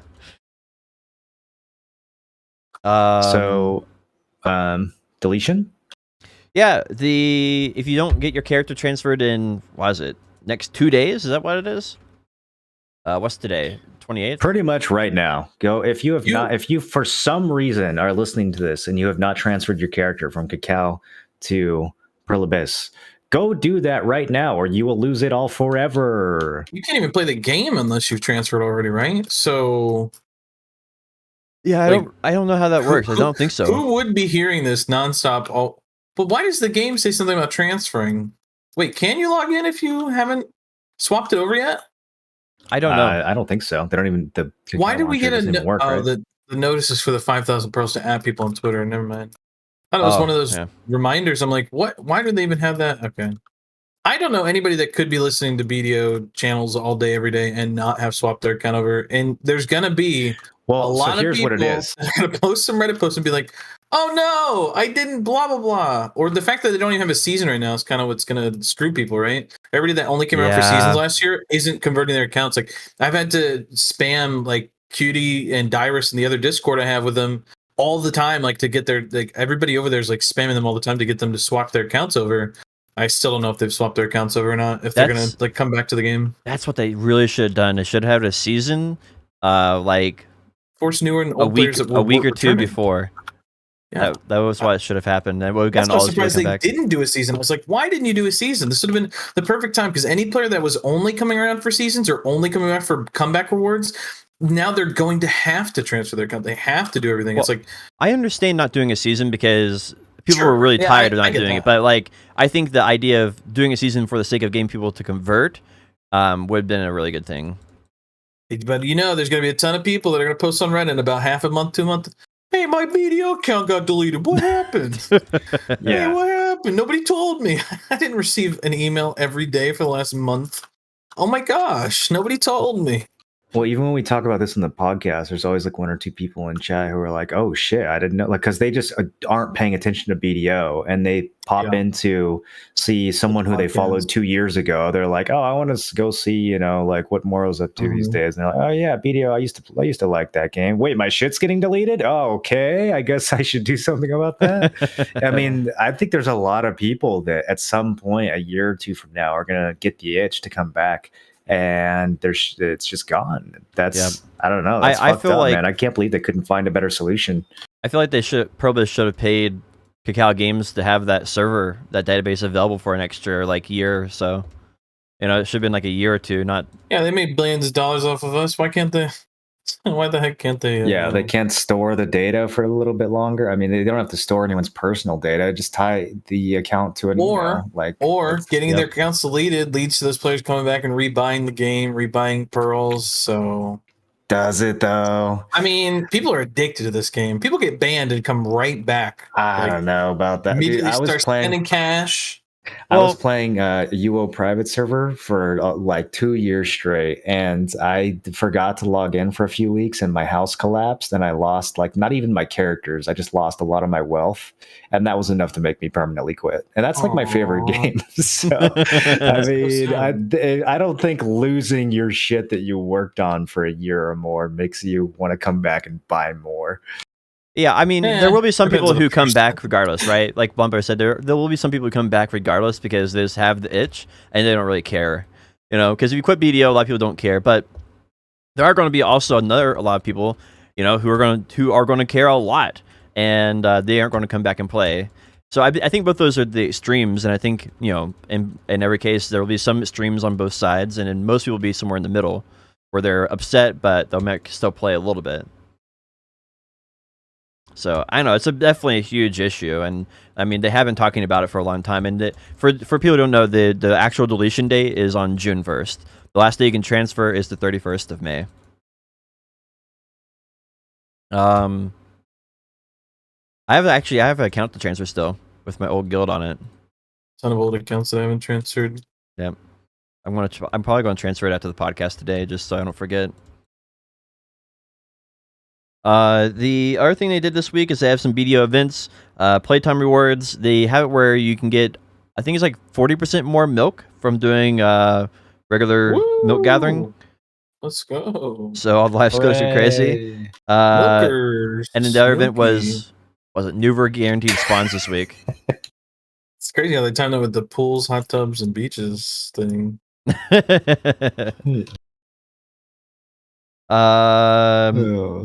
Global Labs, they did some small node word changes, and then this is the next big topic: Q1 earnings report. We the time between them was actually not that much. They had maybe 2 months between it because they did the Q4 report very, very late, and they did the Q1 report like a little early. So the time between the two are not actually that great. But the interesting thing on the Q1 earning report is the continued trend of mobile losing more money, BDO PC earning more money, NAEU PC being the greatest majority of their money that they're earning. And they're planning on announcing a new class during Heidel Ball. So, oops, they kind of let the cat out of the bag on that one.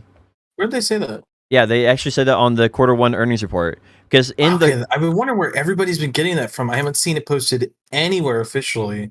Yep. Like I haven't seen it at all. So okay. So it's yeah, good to know. It's in underneath the topics. If you want to pull it up, you can pull up underneath. I uploaded it there. Sweet. But yeah, they actually in there they mentioned Sage and Nova as the previous classes they released, and then they mentioned a class announcement with Heidel Ball. And so since they already talked about Sage and Nova, everybody is assuming this is a brand new class. And it makes sense because it's about the right time for it. I guess they're going to continue on the warpath of a class every 3 months. Every 3 months. You ready for the dwarf with a big old hammer and 2 shields? Dude, please give me the dwarf. I'm gonna open my Orzeka day 1 on that guy, and it's gonna look amazing. One of the things that they Wait, still did we get a dwarf preview? Did I miss that? No. So like, what other classes are gonna be? What are they gonna give us? Papua? You think they're gonna give us Papua first? So they just announced the announcement. They didn't actually give us any They didn't info. say anything. Well, this was an earnings call, and so I guess their expectation was that the people who play the game don't look at earnings calls. So they put it in there. Well, they're right. You know what makes me wonder is like, so they said that they were teasing the new class with Hashashin's or Nova's release trailer thing, right? And they had that like image of the rocks and everything, and nothing about that looked anything like Hashashin. I'm curious if they because they said Hashashin something they've been working on forever. Curious if like this teaser image was for this new class and Sage was just put in like just cuz, right? You know, they just were like, oh, Sage you've been working on forever. Yeah. Here's Sage. But this other class we've been working on was the one that was teased. I'm curious if that's... Yeah, it's definitely, if you look at the Caltheon Ball, the teaser that they released for the new class after Nova doesn't look anything like Sage. Doesn't look anything like Sage. There's no Sage cubes. Yeah. There's no golden thingies. Then they started posting all the other like teasers and trailers, and we're like, oh, cool, but it doesn't look anything like that teaser. There was a big old cup bowl looking thing on a pillar. With all the fire around it too. Yeah, and then there was like a hammer off. Someone drew like a hammer off to the side with like some shield stuff, like the talking weapons, like being the old relics of the past that are reviving. We're gonna get some dwarf with the talking hammer, and he's gonna be like some character from the North Valencia area, like the Valencia Part 3 Demon Zone where Hashashin comes from. Mm-hmm. I'm telling you, that's exactly what it's gonna be. It's gonna be Moreland's dream character coming out. Oh, dude, I can only hope. Yeah, I hope you can make them real fat. Honestly, I'm kind of happy with Awakened Sage, dude. I don't really want to reroll again, but if it's dwarf, you're rerolling, dude. It's a dwarf, dude. It's either a dwarf or a papa. Come on. Do you guys still feel like the a class every 3 months is too fast? I do, especially for a game that they're trying to constantly balance. It's awful. It's insane. They shouldn't release any classes for another year and a half, balance the game, and then think about what the game's missing. And if they release classes, they should be so bad and then eventually get good. Like, you should never release a class friggin' full blasting, boom, boom, boom, boom, boom, boom. You know, it should be like kind of okay, and then you kind of buff it, and it's like, okay, now it's like as good as everything else. Yeah, for sure. They want everybody to play it. They want everybody to buy a costume. They want everybody to spend money, new class, new. I mean, here's the thing, right? They don't know how to release new content that makes the game actually better, right? Yeah. Like they don't know how to do like a fishing rework that's going to make them more money. They do know how to release a new class that's going to make them more money. And so what have they done? Instead of 2 classes a year and getting updates like monos that make the game more interesting, we rarely ever get updates that, you know, make life skilling better or like add a new part of the game that's actually decent. Instead, we just get twice as many classes a year as we used to, because that's how that's what prints the cash. Like, They figured out the it seems formula. pretty They're just gonna transparent keep, to me. Yeah. they're gonna keep printing the formula. If it ain't broke, don't fix it, right? Until people stop spending copious amounts of money on new class costumes and weight and inventory, they're not gonna stop. It'll never stop. And Plus, it's all the hype of people coming back after quitting the game, Oh my and god, like my all the favorite class press is finally releases. coming. true. Yeah, the trailers get people all, you know, like, oh my god, I got to go back and try this new class in BDO. And this dungeon though, I want a Liber type class. That's what I want. like a wolfman turns Yeah. into a wolf beast. Yeah, Wolfman, and you get like a fox mode you can run in, almost like a druid, but just centered Dude, around a the like druid Liber in type this thing. game would be sick. If you could get a beast form, a multi-beast form druid, that would be so crazy in this game. I'd allow you As pick. long as he has an ability called Awu, then Woo. Yeah, I would do. I would actually do one base class that can evolve into 2 subclasses. So it'd sort of be like Mystic Striker, where they have the same main hand, right? But the Awakening would be a different type of like class entirely. So see, now you're talking, dude. They can print even more classes if they do split yeah, that. exactly. Yeah. So you have one we that's could get, like, one that's on 10 based on classes here. Fadis is my idea, and one that's based on Liber. And so you basically at the launch screen you pick your species identity or whatever you identify as, and then you get Liber or you get Fadis, and then depending on which one you pick, your Awakening will be different. So, and then basically you get an extra class, and that gives you 3 months of release period instead of just 2. I want to be a lizard man. Lizard people. Sawnil. And your Awakening for the Fadis would be like the little bird dude. Little bird dude at Fadis. Turn into the owl or whatever it is. Ooh, yeah. I could see that. Anyway, what Fadis was are kind of odd, dude. They have good animations. All these, that's the thing. A lot of the other races in BDO have like really cool attack animations and stuff, but Mhm. they're just not playable. you think they're ever going to release like a robot class? They did You in can sell lingerie for that. they did in the other game. The on the man, I can't speak. The Shadow Arena, yeah. shattering, jeez. Yeah, they released the little robot demon spirit thing. Yeah, I don't know. It'd have to be a sexy robot, you know? Yep. Honestly, yeah, I could see that doing it like based off one of the Gyfin mobs a little bit. Yep. And then basically, you basically pick your costume would just be picking your robot skin. But yeah, I was gonna say, like, you have like the black silhouette is the body, right? The like spirit thing. They just give it some booba, Mhm. and then you put you choose your armor. Oh, that's clever. Yeah, just make it the little black spirit. Like, what's it look like? The little silhouette type thing. Yeah, yeah. Like it's like a black full silhouette. And it just conforms to whatever form you want to buy off the Pearl Shop. Yeah, all the costumes are just different skins of like Tunkudas and all the different ancient mobs. All the different robot skins. You can get like a Kareba skin. It's just a big fat plate. Bro, it'd bring a whole new meaning to what's that mob in Histria that Stream Sniper dude? I'm trying to remember. He named himself one of the mobs in Histria. Vodkin? Yeah, Vodkin. So you just buy the Vodkin skin and then run into Histria and Do you blend imagine your in. name Vodkin just standing there?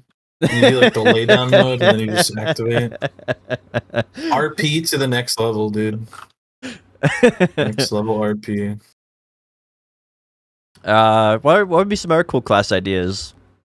I think it's most likely to be Dwarf or Papu, though. I do think that's most likely. They called No, it's gotta be a Nova. girl. It's gotta They be a called girl. Nova a necromancer. They considered That's the- true. They did. the I forgot Succession about Nova a necromancer, which yeah, she brings back Axion and it's really cool and you have all these undead guards, but they're not really real skeleton people. They're like robots and skin suits, you know. But it is technically, I guess, a necromancer because people were like, necromancer, okay, dwarf. What are the new classes going to be? And that's what everybody said. And they literally did that, right? They released a tower shield, which people were asking for. They released the necromancer, and then they released whatever awakening is. Just it's crazy. We'll get like a robot dwarf great hammer class. They'll just combine it all. Oh, Yeah, you know what they need? They need the guy think who the next- made the dungeons. So Sage was the guy who was like the big brains that made it all happen. He's like the politician made it happen. We need like the dwarf who like physically built it with his hands. He'll be the next class. Or like, what is that guy, Doran Morgan? Like, what is he? He's not human, is he? He's he's humanoid, but he's some other weird race. Yeah, he's a demon human. That'd be a cool class. Spikes and stuff on his head. He's big and fat, and he wears like just a towel around his waist. Can you imagine being a class like him with his hammer? His hammer's insane. That's what's coming out next. I'm telling you, dude. It's either that or a dwarf. A Doran Morgan class. What? I don't know what you even call that. Maybe an Ockman class? Yeah, but female. But female. But female. But female? Yeah. I think they should finally release a class where you can choose male or female for it. Because, you know, when I'm fighting somebody in PvP, the thing I'm not looking at is, oh, that's a female class, and now I know how to fight them. It's, oh my god, I just died one shot, I blinked, and I don't know what happened.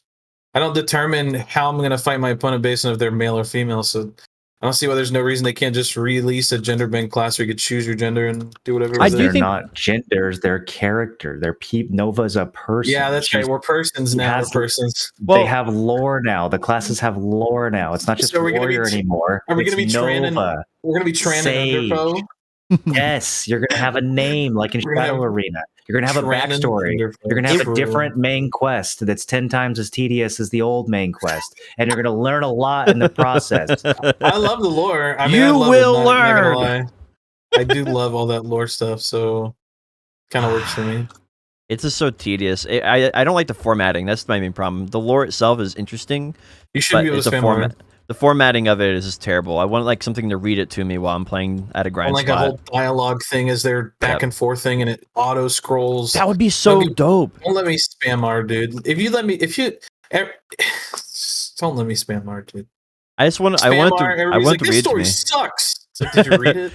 I want to be while I'm at my grind spot. I want like audio dialogues. I can just open up and I can click on them and they'll just play it to me like Subnautica. Yeah, we need Subnautica style lore that plays in the background when I'm grinding. The problem with the story in this game is that it's 12 hours of like if you actually read it, the 12 hours becomes 30 hours. But I don't have time to read. It's a new class. I'm hyped. I want to go kill shit. I'm not gonna read for 20 hours straight. Give me a fucking break. That's not my fault. Yeah, 100%. When are they going to allow us to do Valencia for fell stacking again? All right, they need to re-enable that.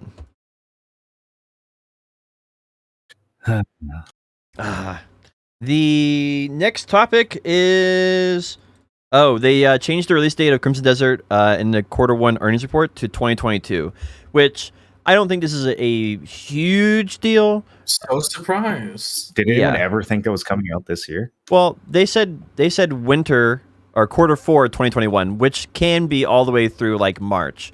But I think this confirms that they're planning on releasing it at the earliest of like March 2022. So, I mean, as far as investors go, they're like, oh, it's a big surprise. But I mean, I think any player with, who's been playing BDO for a couple of years realizes that they are always overpromise and underdeliver. So I don't think any players would be surprised about that. What's the other thing here? I think that's it for BDO. Was there anything else in BDO we need to talk about? I mean, we have the dungeon, I guess, coming up, but I'm really excited for the dungeon. I'm setting my expectations low, but I am still excited because this could be the step in the right direction, right? And whatever criticisms they may be received with this dungeon, they could employ into the next 3 that they're releasing because they are doing 4 parts of this dungeon. And I'm excited. Yeah. I'm really, my concern right now is as a content creator, I don't know how I want to handle it because obviously it's going to come out in Korea and everybody's going to want to watch, whatever the new dungeon is to see if it's good or not. And so, they want to have YouTube videos, they want to watch content, but if you do that, then you spoil the dungeon for yourself. And I have been staying completely away from everything. I don't even read other patch notes from other regions because of the like whole like if you like because the biggest thing is like watching the content getting played from other regions for months and months and months. So if I just stop doing that, then I won't be spoiled. And it sucks that I have to limit myself, but it's the only way to like enjoy the content when it fully comes out because that's just the way it is. You can't. Or you've got to know exactly how to do the dungeon with full efficiency, min max, so you can get ahead right away on day one, dude. You gotta. Yeah, but there's an extra element. There's an extra element there as a content creator, though. Like, you know, you're losing out a little bit on your edge as a content creator. That's true. People expect you to already know shit on the first day. There's like 5 YouTubers right now that are like, their channels have literally grown and prospered off of releasing all that stuff ASAP. Like the moment it hits a web page, they've already made a video about it, and it's just like, you know, cool, but you're like ruining the game for yourself and for people because like people want it to be ruined because they want it to be ruined. Exactly. Yeah, they want it to be solved immediately the second that it comes out. Well, and such a problem. And I think the main issue here is that it doesn't have the same launch time. I think not having the same launch time, we've talked about before, that is the biggest issue, because now there's this weird thing like, as a content creator, do I try like logging into Global Lab and covering it? Do I try watching a Korean streamer cover it? Do I like make a YouTube video on it? Because if you don't do that, then anybody else who does do that will reap the benefits, and then you lose out on the benefits of that. Like, who wants to watch the dungeon day one NA when they've already watched it 3 times in Korea? Who wants to do that? Yeah. And so that's the issue. It's like, as a content creator, it's like it's a weird state to be in.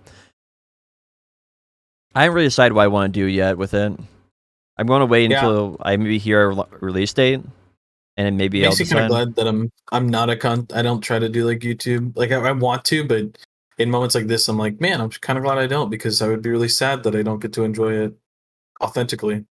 Yeah, I'm just gonna try to have fun with it. Yeah, not too worried about the content creation side. I mean, the most important thing is to just try to enjoy the game. Like, if the game is getting stale and you can't even enjoy the new content, then you're just gonna burn out and not want to stream video anyway. So that's at least that's how I feel about it. So yeah, I'm just gonna focus on having fun with it. Definitely. The dungeon comes out on the 2nd for Korea, so that is in 4 days from now. It'll be out in Korea. For anyone who wants to know when that's coming out in Korea, we have no release date for NAEU. It is a puzzle-based thing, so there will be solutions to it online if people are looking for that. And I don't know. I don't know what I'm going to do, and I think some of the other people on NA, I'm not sure either. So we'll have to play it by ear. I really, really don't like that it's not coming out at the same time. Yeah. We've had the problem for years in video. I feel like it's just because they're insecure about their product. I think that's the main thing. They're just insecure about it. It's literally a beta test, dude. It's literally a beta test. This is such a new thing. It's absolutely a beta test in Korea before they release it to other regions. And the thing is, though, like, if you do a beta test like this, like, the entire excitement is that it's new and unknown. It doesn't matter if it's complete shit or not. It actually doesn't matter.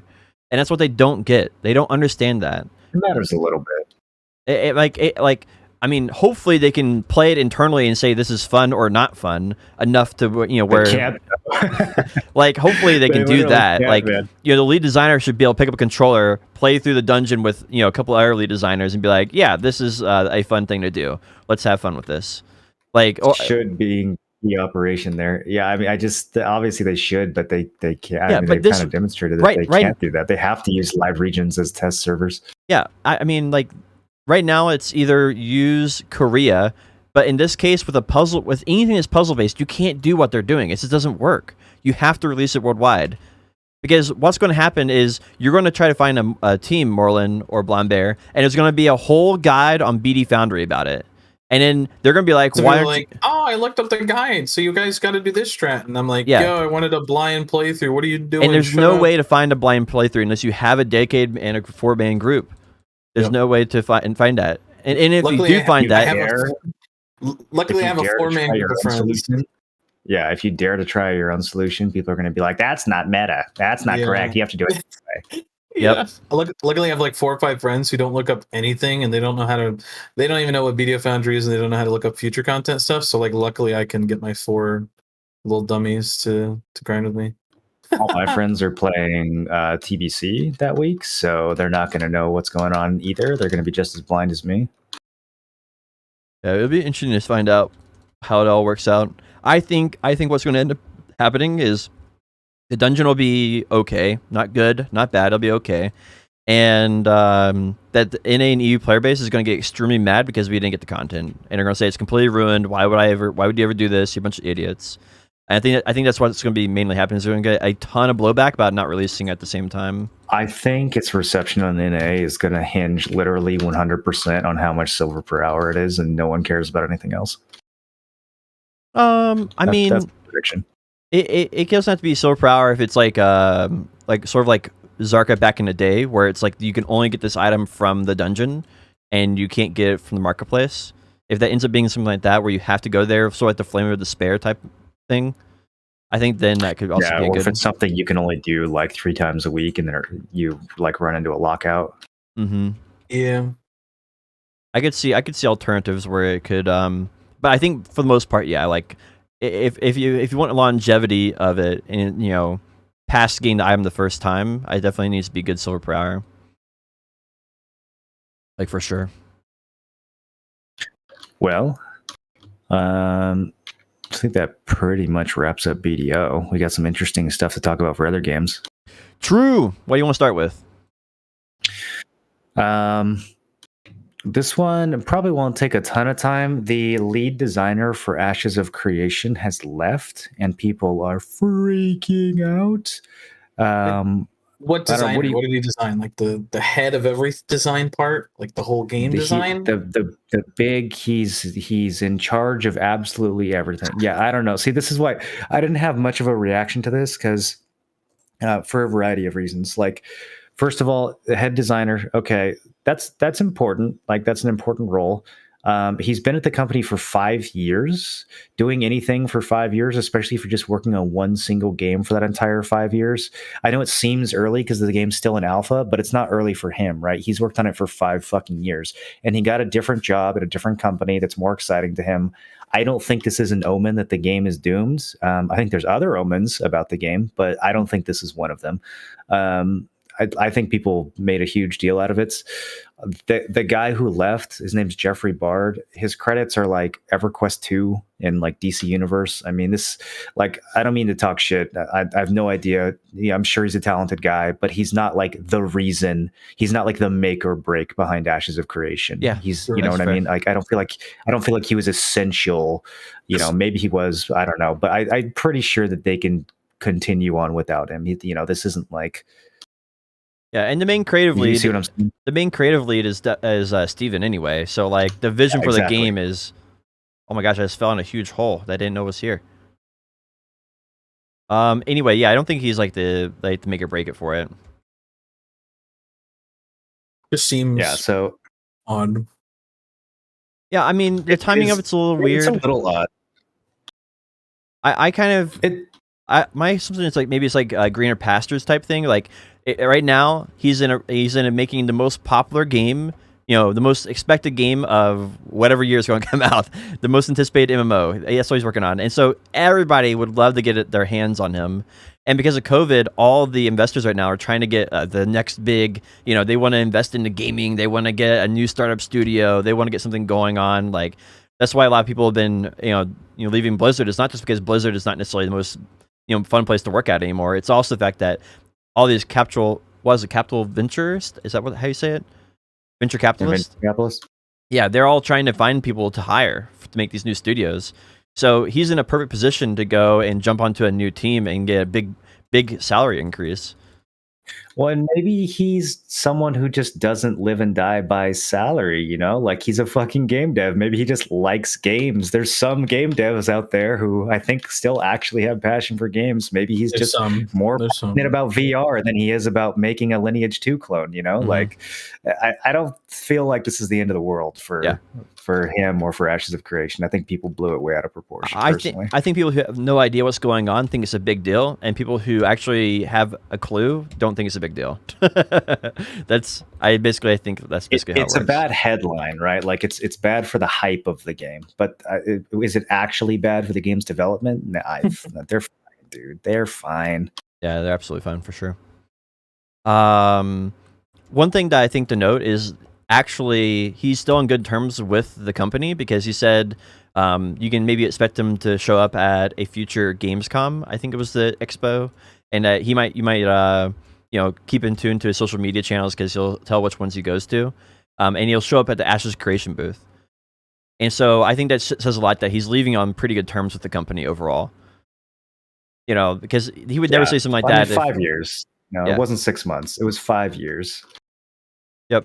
So they must have worked together and done well for a while for that to sustain. So, and maybe it'll be a good thing. Maybe getting another head designer will mean it's a different perspective on some of the systems they've been developing. Maybe it'll break free of some of the creative blind spots that the other guy might have had.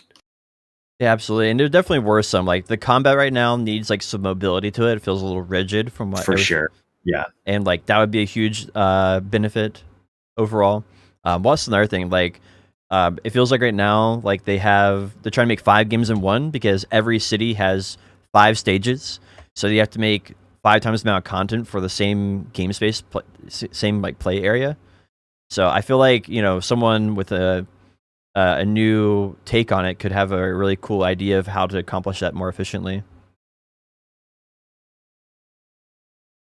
Yeah, I think the game from a design standpoint still has a really long way to go. So Absolutely. we'll see. Yeah, we'll see. I honestly, I just can't say I'm excited for really anything that's coming out at all. Well, it's just like such a long wait for Ashes of Creation. It's like, how can I be excited for Ashes of Creation when it's probably going to be coming out in like 3 to 5 years?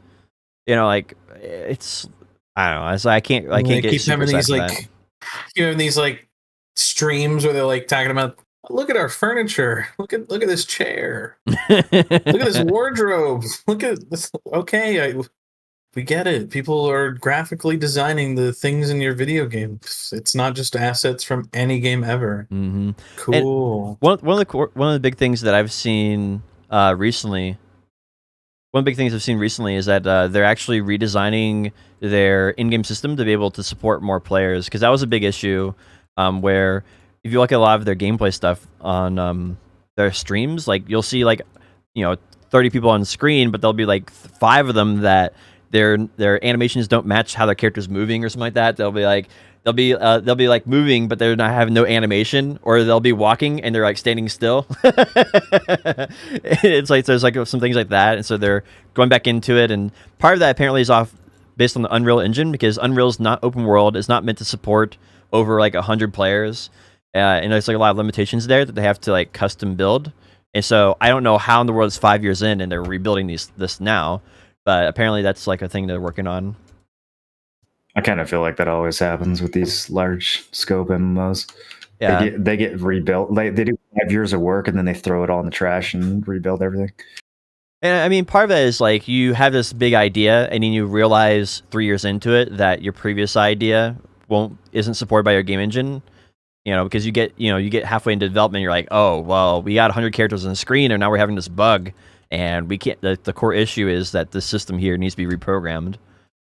And I can kind of get that. I mean, you've been on development team before, Moreland. What's your take on it? You'd have probably a better take than I would.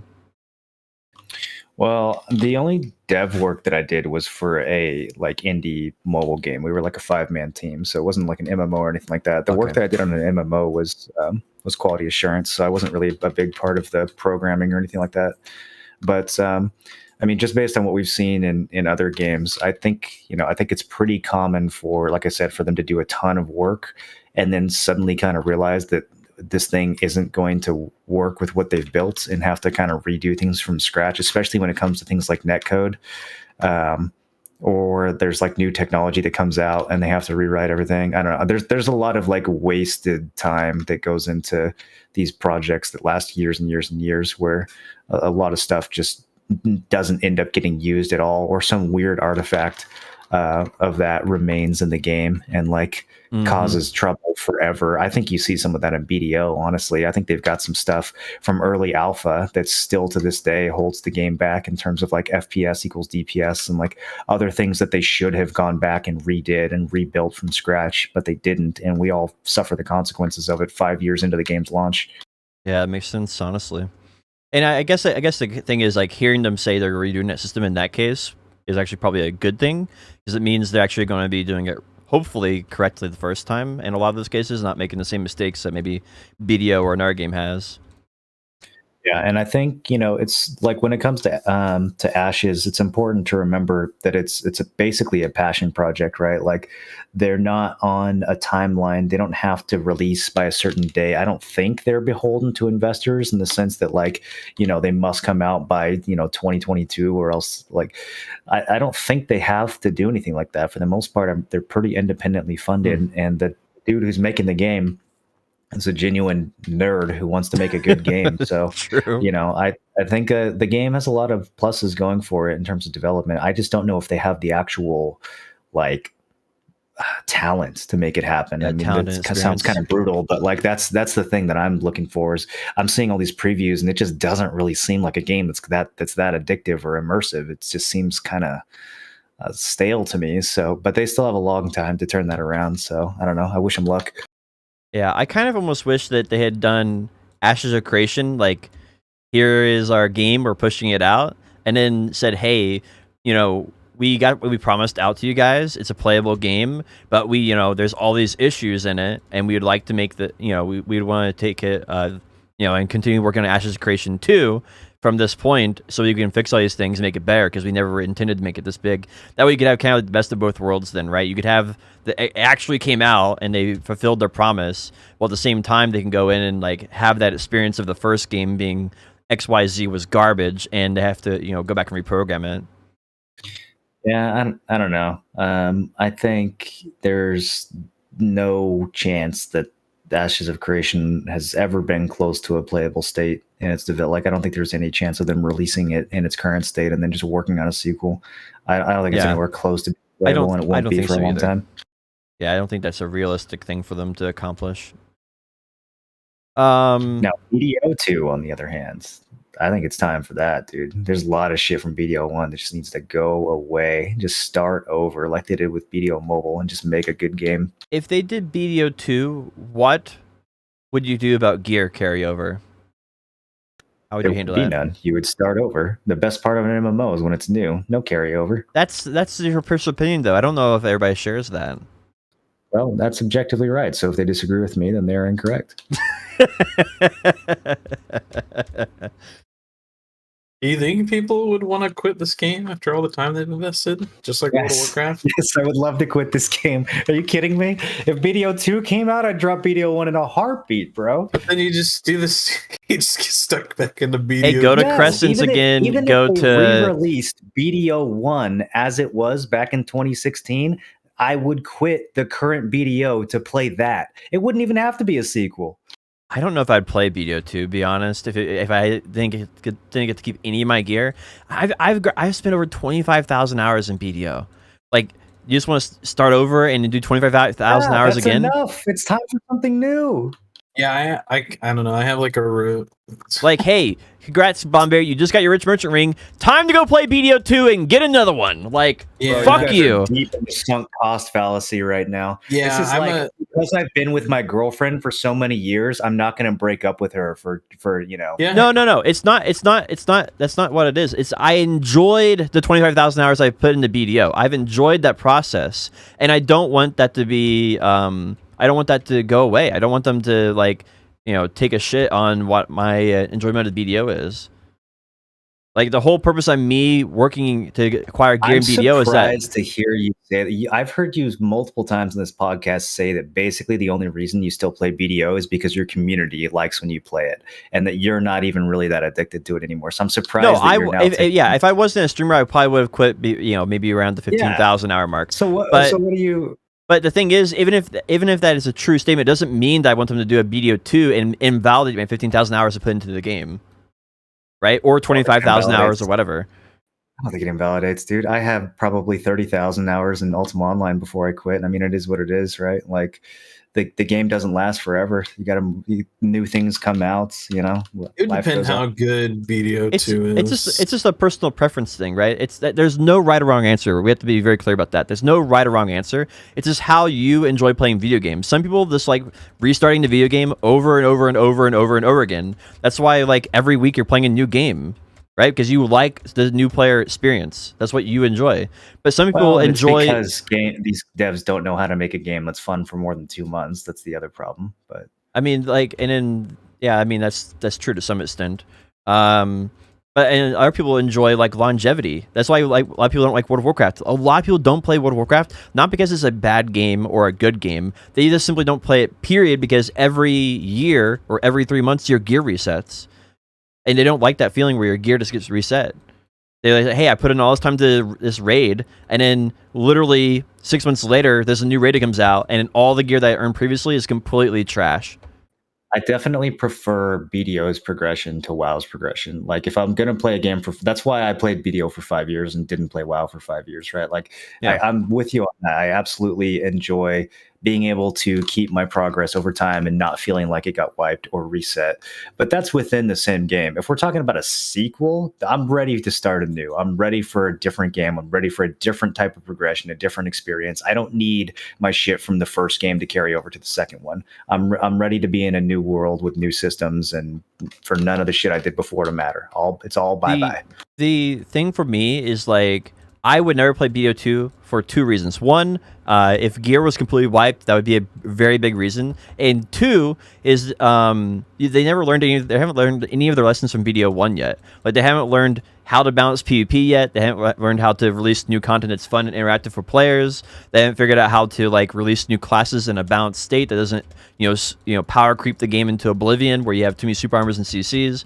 They've not figured out how to run BDO as a service yet. And until they do that, I don't want to see BDO2. Like, I want the BDO2 is when they figure out... But a lot of that is because of the bloat that the game has acquired over the years. It would be easier to solve those problems with a clean slate rather than having to deal with all the baggage that they're carrying from years of mistakes. But I don't want to see that because what's going to happen if they do BDO2 right now is they're going to make probably 25% to 75% of the same problems that are in BDO are going to be in BDO2 because they didn't learn their lesson. They didn't learn how to actually make it a live service. A lot of lessons in BDO Mobile. They did a fucking great job with BDO Mobile until they fucked it up with their greedy cash shop. So did they learn anything though? Yes, in terms of actual game design, dude, I don't even know where to begin with how much better that game is than the PC version. We've gone over it like a million times. I think that's even the fair. adventure journals are satisfied. The worst part of BDO PC, the adventure journals, the thing that makes everyone fucking quit the game, is actually good in BDO Mobile. It's really good. It's completely different. Yeah, but the thing is that the head designer of that is completely different than the head designer of BDO PC.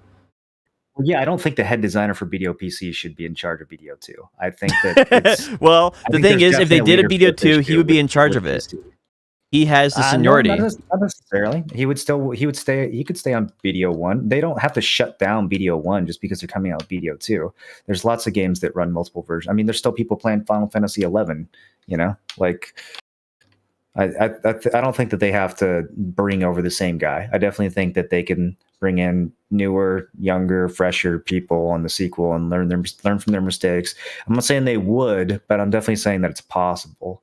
And like the idea that your gear from the first one gets deleted. I mean, if you go with that theory, then you shouldn't ever play any new game that comes out because your progress from BDO doesn't carry over to that either. But I just don't follow that logic at all. Unless it's really good. It's just really, really good. There's a difference in it being a completely different game and a sequel. The sequel is where I put limitations on it. Like if it's a Halo sequel, I don't have gear in Halo, so who cares if it's a Halo sequel? Like I'll pay $60 and play through that. What MMO has ever carried progress over to the sequel? Like it's not your shit from Guild Wars 1 didn't carry over to Guild Wars 2. Yeah, but there's a difference also. That game was way out for significantly longer than BDO has been out. And on top of that, the gear curve is also way different. In my opinion, this is obviously my opinion on it, but any game that has a longer gear curve, the longer the game, the more they respect the time people put into that game. Because if your gear only takes you like, I don't know, like a month to acquire your raid gear and you're done, it doesn't really matter as much when it gets reset because you didn't put in, 10,000 hours, you might have put in like 500 hours. So it's completely different. But if you have a game like BDO where you put in 25,000 hours, it demands the players' time be respected much more. So there's a trade-off there where the developers have to kind of understand that, because there will be some people who, if they made BDO 2, they would just never play it, like, period. Because they'd be like, you just didn't respect my time. There'd just be a lot of people who did. The number of people who would play BDO 2 because it's new versus the number of people who wouldn't play it because it's new is not even close, bro. Like that is subjective though in a lot of ways. 1,000 times higher. That's subjective in a lot of ways. 1,000 times. There might be like 100. There's like 30 Cho Nation players who would get salty and stay on BDO 1 because they have too much gear. And then there's like 500,000 people who would play the sequel because it's not BDO 1. Well, the thing is, a lot of people, I mean, you could say that is a fair argument, but a lot of people, you could say, make some argument like, well, people want to play BDO 2 because they know it's going to be just as pay to win as BDO 1. And so, like, why would I go in and invest all that money again for pets and maids and weight and inventory and bank space? That's what they did with BDO Mobile. They had a fucking amazing, nearly flawless game that they ruined with a cash shop. They could easily do that with BDO 2. But yeah, but I mean, I'm saying that's why people want to play it, because they've learned their lesson twice now. People have learned their lesson twice now. They learned that BDO Mobile was pay to win. They learned that BDO PC was pay to win. And like BDO 2 comes out, they're going to be like, well, I'm not going to play it because it's obviously just going to be pay to win again. Like, you could make the same argument about people trying to get out because it's new. Is going to be pay to win? Do you think Doke V is going to be pay to win? 100%. Probably. 100% is going to be pay to win. It's a Pokemon collector type game. I think they're going to try to adopt all the different models from BDO to and Plan 8 is going to be a gear upgrade game. It's going to be a shooter. It's going to be a shooter like Division, but you're going to have like artist memories and type stuff to repair your gear 100%. Because they already said there's a repair guy you have to go to upgrade your gear. They already said that. It's still like 5 years away. And like they already mentioned that. They already said the Crimson Desert. What if they made a new MMO, but they didn't call it Black Desert? What if they called it like Purple Desert? Because would you still need people understand that Pearl Abyss equals pay to win. Like, that's what your general player base is. Like, what would happen is Asmongold would be like, oh, look, a new MMO trailer. This looks crazy. And then he'd be like, oh, it's the same people who made Black Desert. Oh, it's going to be pay to win. And then nobody would play it. It'd be the same. It might take out. There'd be some people who would get tricked by it, and there'd be some people who trick it out because some people just enjoy playing a pay to win game. But there's a huge amount of people, if they know the game's going to be pay to win at the start, they just refuse to play it. Makes you sad how sad Asmongold is right now. I wish he would play BDO and just grind his brain out. Poor Asmon. He's having a hard time. It's sad. It's really sad. Yeah, I think he'll come back to BDO eventually. He'll have to get desperate. No shot. I think. Oh yeah. If you had to look at all the MMOs out there, I think BDO is the most likely he would go to it. Choice. WoW dies. I don't know what he would play. I hope he's just gonna bounce from New World to the next thing. Like, there's no way he comes back. He'll play retail WoW. There's no way he comes back to BDO, bro. That ship's long sailed. I wish. Maybe he'll play Lost Ark. Maybe that's what he'll play. Everyone's gonna play Lost Ark. Everyone's gonna play Lost Ark. This is the only good game on the horizon, honestly. Literally the only good game on the horizon. I looked it up. It's actually like 5 times more popular in Korea than BDO is. It's getting destroyed. BDO's getting destroyed there. It's currently like World of Warcraft. It's like their World of Warcraft, I'd say, because it's just extremely popular. It's got like dungeon and raid type content, and it's got really, really balanced PvP, and the combat and everything's really intuitive. Like, everything is really, really cool and integrated, and it looks good. You just have to deal with the isometric point of view, but once you get over that, the game's actually really good. I like the isometric point of view. Same. I actually really enjoy that, to be honest. I'm very excited for that game. That's about all I'm excited about. Speaking of Asmon being sad, do we want to talk about this New World's cash shop post from a few days ago? This thing is a fucking travesty, bro. Did you get a chance to read it? I watched a YouTube video on it, and apparently they said our goal is to add items that people want to buy. Is that like, did I understand that correctly? Yeah, let me read the quote. So they posted this quote already. The studio leader posted a statement on Twitter where he said that yeah, okay. They reuse this sentence. This is the dumbest sentence I've ever heard someone in the industry utter, and they actually reused it in this post. So they say, our plan for having an in-game store is to create an outlet for players who find enough value in store items that they are happy to purchase them. Well, that sounds like pay to win to me. Bro, if somebody ever said that shit to me, like if I was in a business meeting and someone uttered that statement, I would like I would cancel every deal that we ever possibly could. Like, how do you even wrap your mind around a sentence that stupid? I'm like hemorrhaging fucking brain cells just looking at this and trying to process how retarded the person who wrote this must be. And they did it twice. This wasn't just, like they published this in the statement, Posted it twice, yeah. and then they made another longer blog where they used the exact same verbiage from the previous statement. I said this before, I think, where I think it's just coming from above, and then someone has to say it in the company, so it's coming from the big guy himself. But I think ultimately what it means for a player base is that it just means that Amazon just cares only about money, and they're going to sacrifice their game and the quality of the game for making more money. Because how transparent they'd be about it. They're not even going to make more money from this. The amount of money that they're going to make from selling boosts 6 months after launch is nothing compared to the amount of players they're going to lose because of the negative sentiment that they're just farming off of this.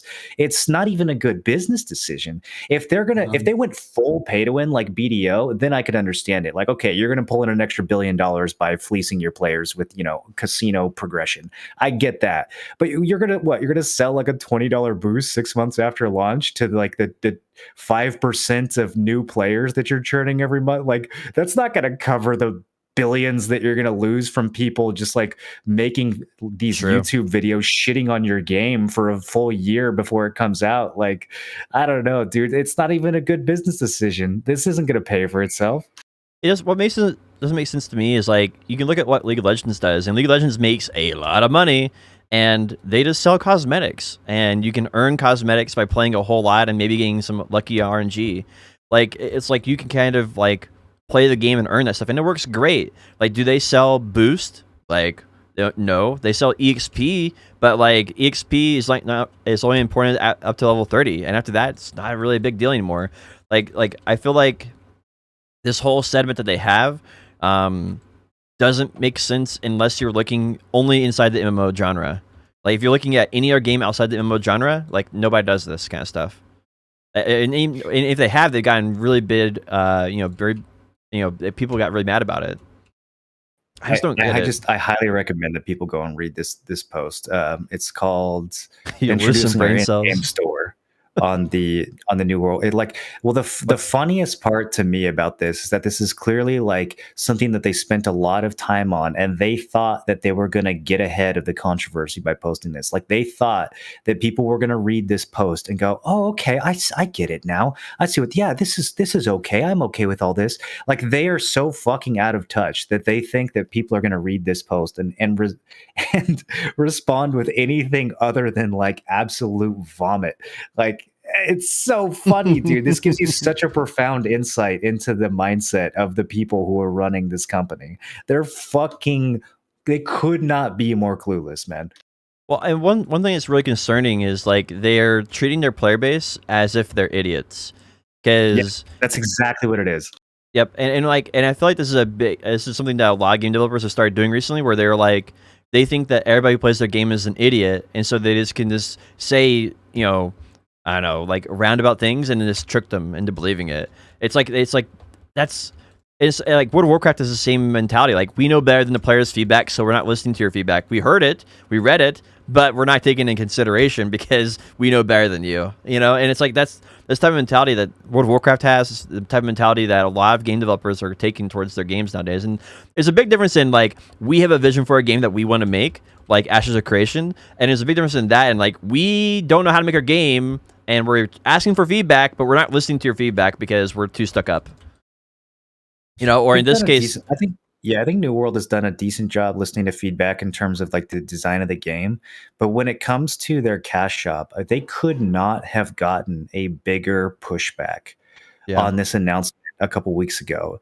They could not have gotten a louder, resounding no from every voice in the industry when they said this shit initially.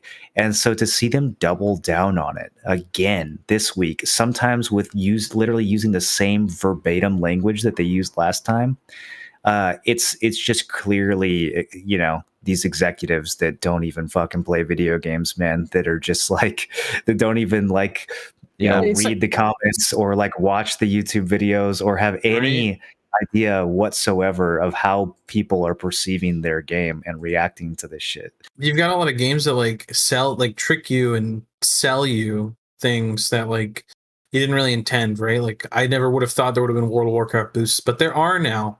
I would have never thought that this X, Y, or Z game would have had a cash shop win or a cash shop thing to give me something that they could have offered in the first place. And it feels like these guys don't get that you're not supposed to tell the player base you're gonna like hand over fist them. Like it's like they didn't know that you're supposed to trick the player base, and they're just like, hey, we're gonna be really upfront about this. We're gonna try to steal from you guys because you're stupid. I do What they were thinking. I do think though, Blonde Bear, that it like a really strong point, in my opinion, is like, would you rather them just trick you into buying the game and then 2 months afterwards releasing boost, or would you would rather them do that than be upfront and tell you that, hey, we're selling boost from day one? Yep, because at least I'd get 2 months of fun in the illusion of a fun game. True. And instead of, I don't get to play this game because there's no way I'm going to play this game if they have that in there. I would have never played BDO if I knew about Cronstones and Artisan Memories. But the fact that I got invested for like 8 months before they fucked us with that shit, that's why I've been playing it for 5 years. That's why I'm saying BDO 2 is not a good idea. Because that's what a lot of other people would say. They're like, oh, I learned my lesson from BDO 1. That's my exact point for BDO 2.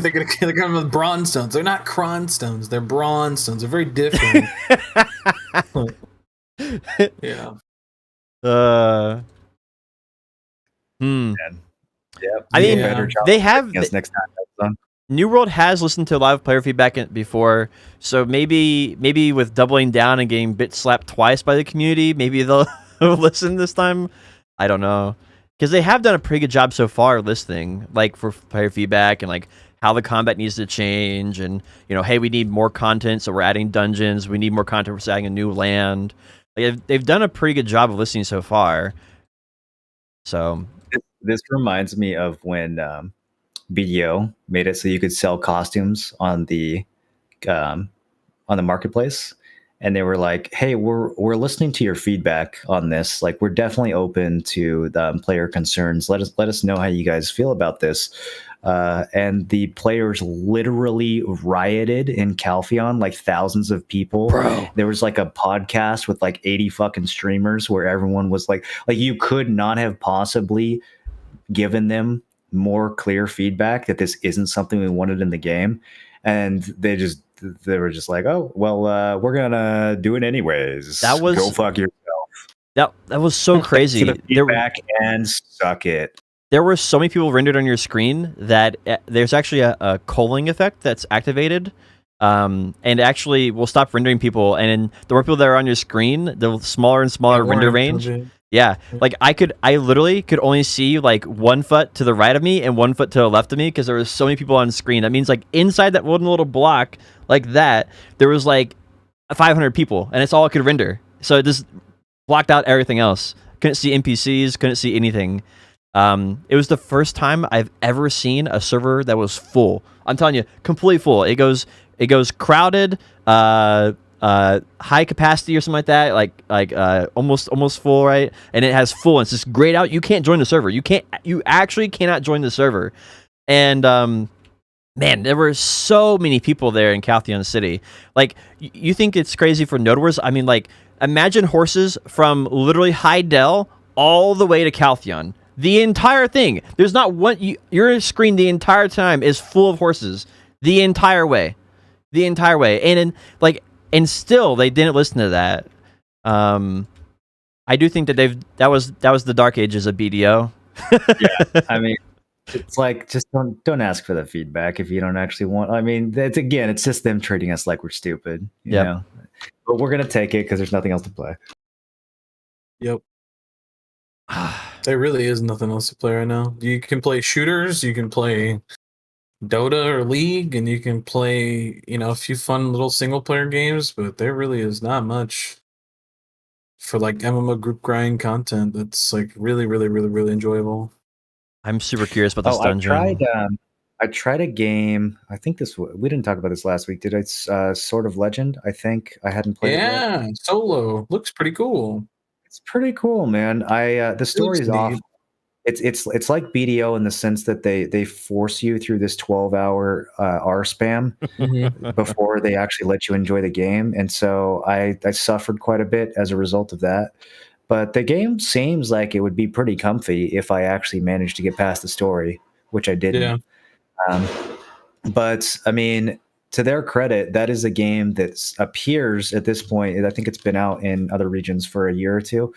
And at this point, there has not been any predatory monetization whatsoever. It's all cosmetics. There's no pay to win. And like the combat's good. The world is very immersive. If you guys are desperate for a game, I would definitely check it out. I can't say much about it because I couldn't get past the tedious storyline. But if I had time to go through it, I think the game would actually end up being pretty good. I've heard a lot of good things from people who played it longer than I did. It was closed beta, right? Do we know when the release is going to be? They said summer, so Oh, that's pretty soon. next few months, I think. Well, we have some things to look forward to then. We have the dungeon, we have the Burning Crusade, we have a new class, Idle Ball, maybe a season, and then Sword of Legends. And Lost Ark. I actually did a lot of research on Lost Ark to see if I could find out where that rumor came from for August. And basically, they looked at the current content cycle of when they've been releasing content, and it's always been around. It's always been around the August to October timeframe, and so that's kind of where that rumor came from, along with the New World announcement in August. So that's why people were speculating on that. But yeah, it basically when they did it in I think it was Russia when they announced it, or maybe it was Japan. It took 2 weeks from announcement to closed beta. So we're going to get a 2-week announcement ahead of time on it. And they did the announcement on the closed beta. Like they said, hey, we got something on the way, like roughly a month ahead of time. So I think at the earliest we could see it at this point would be like early July. And I think more realistic because they have a lot of stuff coming out in in June for the regular game in Korea. So it'd make more sense that when they have some extra developer free time, it makes sense for them to release it late July, early August. You really think they're just going to drop it on us with like a month heads up? Like in Japan, they didn't do any big promotional push or anything. Like they literally just dropped in Japan, and it was 2 weeks. 2 weeks for closed beta. Really? They announced it 2 weeks after the announcement. Some garbage marketing if that's how they do it in NA. I don't know. Amazon's publishing it in MA. I would hope that they at least they don't think they need it, Well, they think, hey, they're that confident in their product. To some extent they don't. Like people have been looking forward to that game for years, but still, like 2 weeks of hype is not a lot. It's not very good marketing. It's almost enough to like rush, everybody into it though, right? It's like, oh my god, I only got 2 weeks and we got this cool new game coming out. Instead of like months of like, when's it coming? When's it coming? Delay. When's it coming? Delay. And the other thing I looked at is when they've typically released content in conjunction with other games, and they always release content at the same time that Black Desert's releasing content. So they're probably not going to release. If they're going to release it, it'll probably be with Black Desert's new class or with their next big update after the dungeon. Because literally, if you look at the Korean Lost Ark, they're releasing like all these huge updates for dungeons, classes, and everything, and it's all happening the same time that they're announcing their new class and BDO's releasing their new dungeon. Like it's almost like 1 or 2 days off of everything. So So They should just release it on the same day as New World just to flex. Well, I guess they won't though, because Amazon's the one publishing it, so they I don't- won't do that. They won't. Oh wait, that's weird. That's like a weird conflict to have Amazon running both Lost Ark and New World. I wonder if that's going to cause some shit, dude. I don't think there's much. I think the MMO is like where it stops and starts. Okay, though. what if? Hold on. I have tinfoil theory. What if Amazon purchased the NA publishing rights for Lost Ark just so they could inevitably delay it so that it doesn't compete with New World? Oh my gosh, that would be horrible. No, That'd be so bad. Dude, All it right, kind so- of makes sense though. There's not really any other reason why it's taking this long. what one thing that they've so we can expect the New Lost World Ark to keeps come. getting delayed, and so they're like, "Well, fuck." Well, so Lost Ark always releases content in conjunction with BDO's content. So whenever the next content drop is after the new class, will probably be when we get Lost Ark. So whatever the new class is, that'll be new class. A month later, we'll get Awakening, and then a month later, we'll get something new. 3 months after the new class comes out. So that's when we should relatively expect, I think, Lost Ark to come out. It'd be 3 months after the release of the new class. That's what my take is on it. I don't think they really care. I don't think Amazon cares about the Lost Ark and New World competing with each other. I don't think that really matters a whole lot. I wonder how much overlap there is at the studio. Like, I wonder how closely connected the New World team is with the publishing people, or if they're just in completely separate offices. You know? Yeah, I don't know. I think they're doing all the translation stuff in Korea. I don't think they're doing any of it locally. It makes me wonder if they know, like you got to be aware of your competition in the market when you're making a game. It's like, you guys just released a crazy statement that's going to make a lot of people not play your game. Like, don't you know?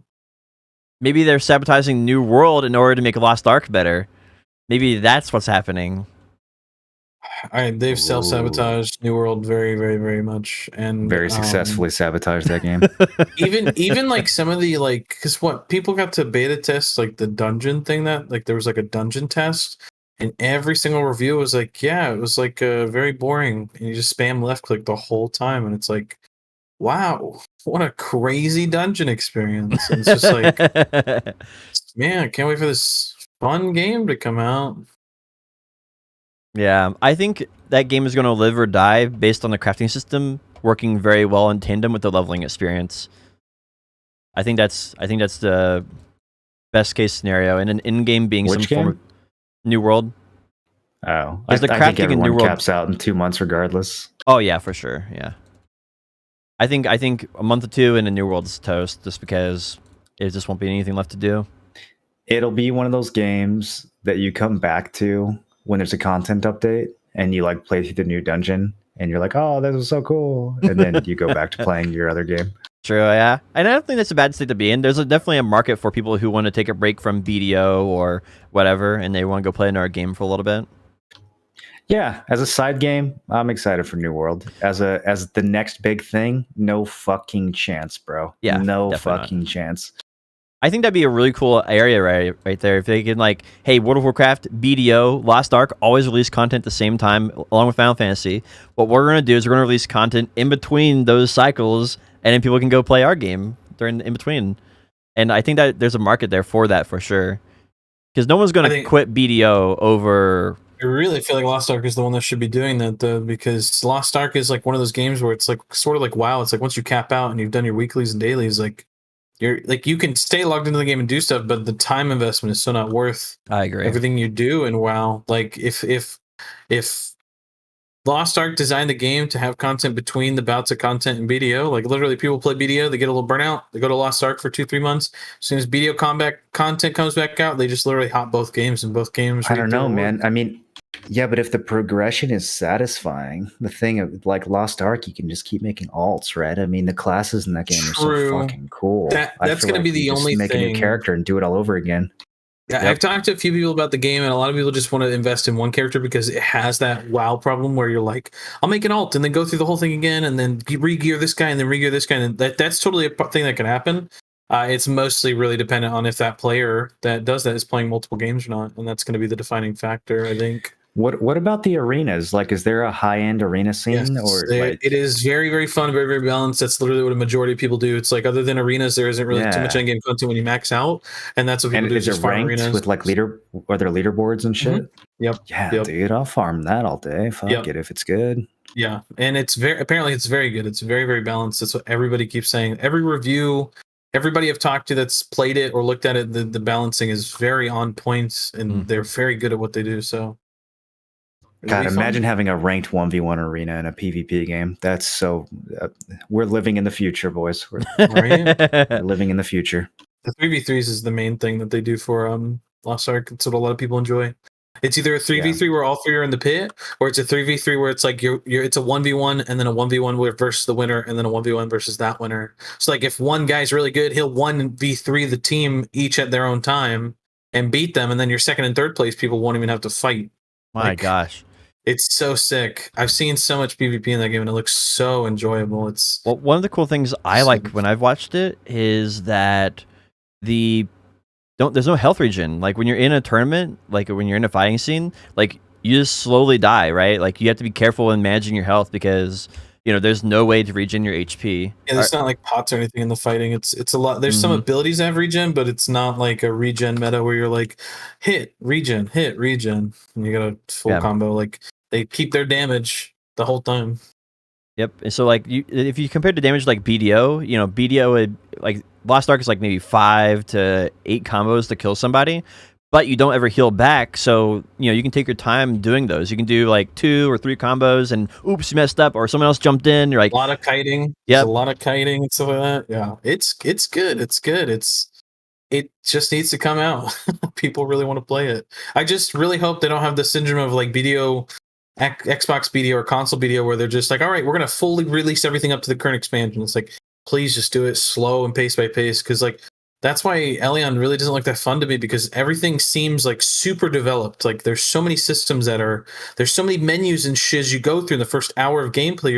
I just want to play the game. I want to quest and kill monsters. And there's 5 or 6 menus I got to go through. I got a crystal, and then I got some dust, and then I destroy this piece of gear, and I put a crystal in the dust, and then I put the crystal in the gear, and the gear gets me to another screen where I got to put points into this thing that give me more back attacks. That 5%. Okay, I kill a monster. I got 5 seconds of killing more monsters with more damage, and I'm just like, let me just play the game, please. It's like, let me see that when I hit max level.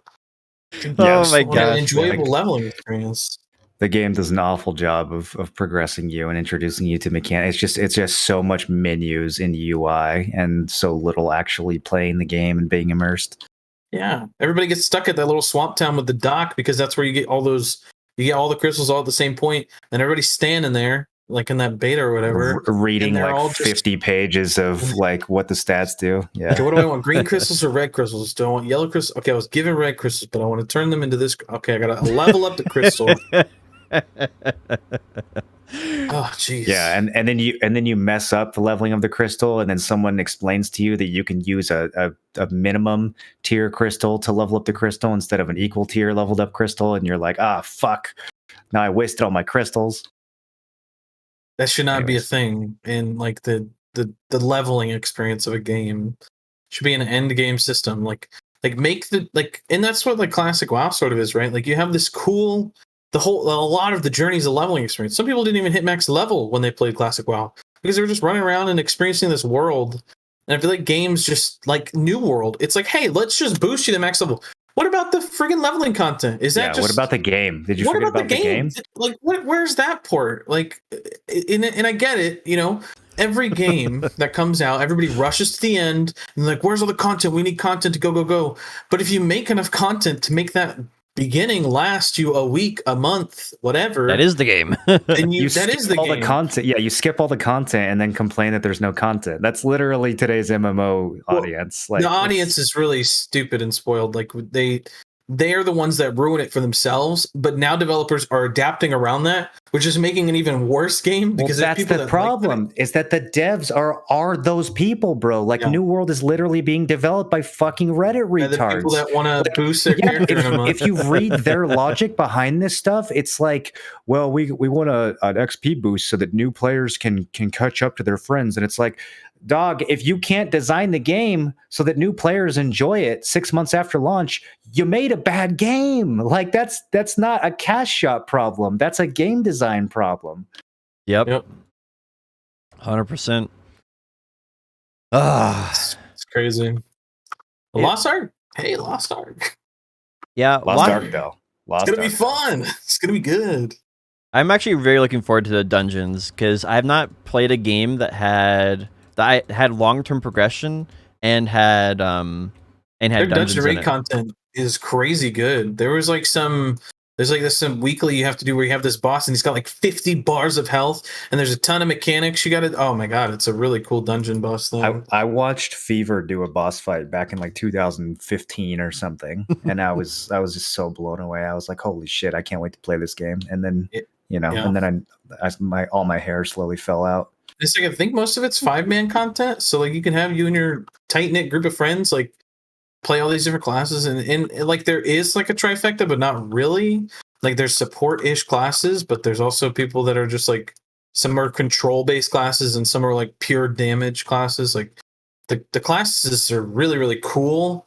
It's just going to be, I think the launch is probably not going to have as many as what comes out when what it Fuck it, dude. is. I'm gonna have 15 alts anyways. I don't care how many classes are at a launch. I'm probably going to play it.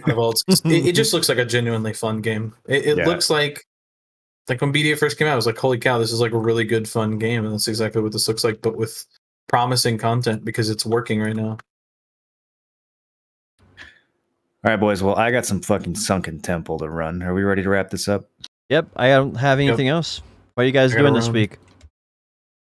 Well, you guys know what I'm doing. I'm playing WoW Classic, finishing, getting to 60, getting some gear, and then TBC on Tuesday. We're just going to be going hard. We've got a pretty good roster, actually. We were going to try to merge with another guild, but we might have enough people to actually do 25-man raiding just within the community. Wow. So that's going to be pretty sick if we can pull that off. We're on Horde Grobulus if you're looking to join or contribute in some way. We got a pretty good squad of actual nerds that are going to be carrying our raids, people who play the game before and are quite good at it. Yeah, that's about it. I'm going to be going ham on that for the next couple of weeks. And then the trial tournament, I've also got that coming up. Holy shit, that's happening at the same time. So that's what I'm up to. What about you guys? Blumbear, what about you? Well, you know me, I'm grinding for the merchant ring. There's one person in A who's 4 to 5. Biohack just got his second piece, and now he's doing Sakurai and then probably Paddocks. And then there's 2 people in EU who are 4 to 5. So it technically is still anybody's game because everybody's in the Olins piece. If I get the Olins piece and then I go get the Ash Force piece right after and then go to Crypt with like 5 friends and we just blow our brains out there until we get it. I mean, I could be the first one. This other guy who's 4 to 5 in NA could get it. If he just gets the Olins piece, 2 people in EU could get it. 2 Russians have somehow already made it before anyone else. So it's anybody's game, and that's all I'm really working on right now. Other than that, I'm, enjoying the new Castlevania season. Was really good. And that's the anime on Netflix, right? Yeah, fantastic series. Very good series. I'm watching season 3 right now. I'm about to watch season 4. Season 4 was pretty good. It's good. Branching off of a no story. Like, not really comparing it to the story of the video games because the video games were just a repeat of guy with whip kills vampire over and over again. Pretty fantastic storyline, and everything is amazing with it. So, yeah. Nice. For me this week, I am doing my Infinite stream starting Monday. I'm making it where every $5 adds an hour to the stream, and then it'll be 2 subs since a sub is half of that. So that will probably go on for a long time. Probably going to be finishing up probably about 10 YouTube videos today. Want to get up to close to around 30 so we can have all those ready for about a month if the stream goes that long. Aside from that, I think that's about it. Awesome. All right. Well, that wraps up episode 46 of Nerds and Words. Thank you guys for watching. We are typically live on Twitch at 12 Pacific, 3 Eastern on Friday. However, this week we pushed it back to Saturday because of some scheduling stuff, which, whatever. But normally we're on Friday. Sometimes we might be on Saturday. Hopefully catch you guys again next week. Thanks for watching and tuning in, and we'll see you around.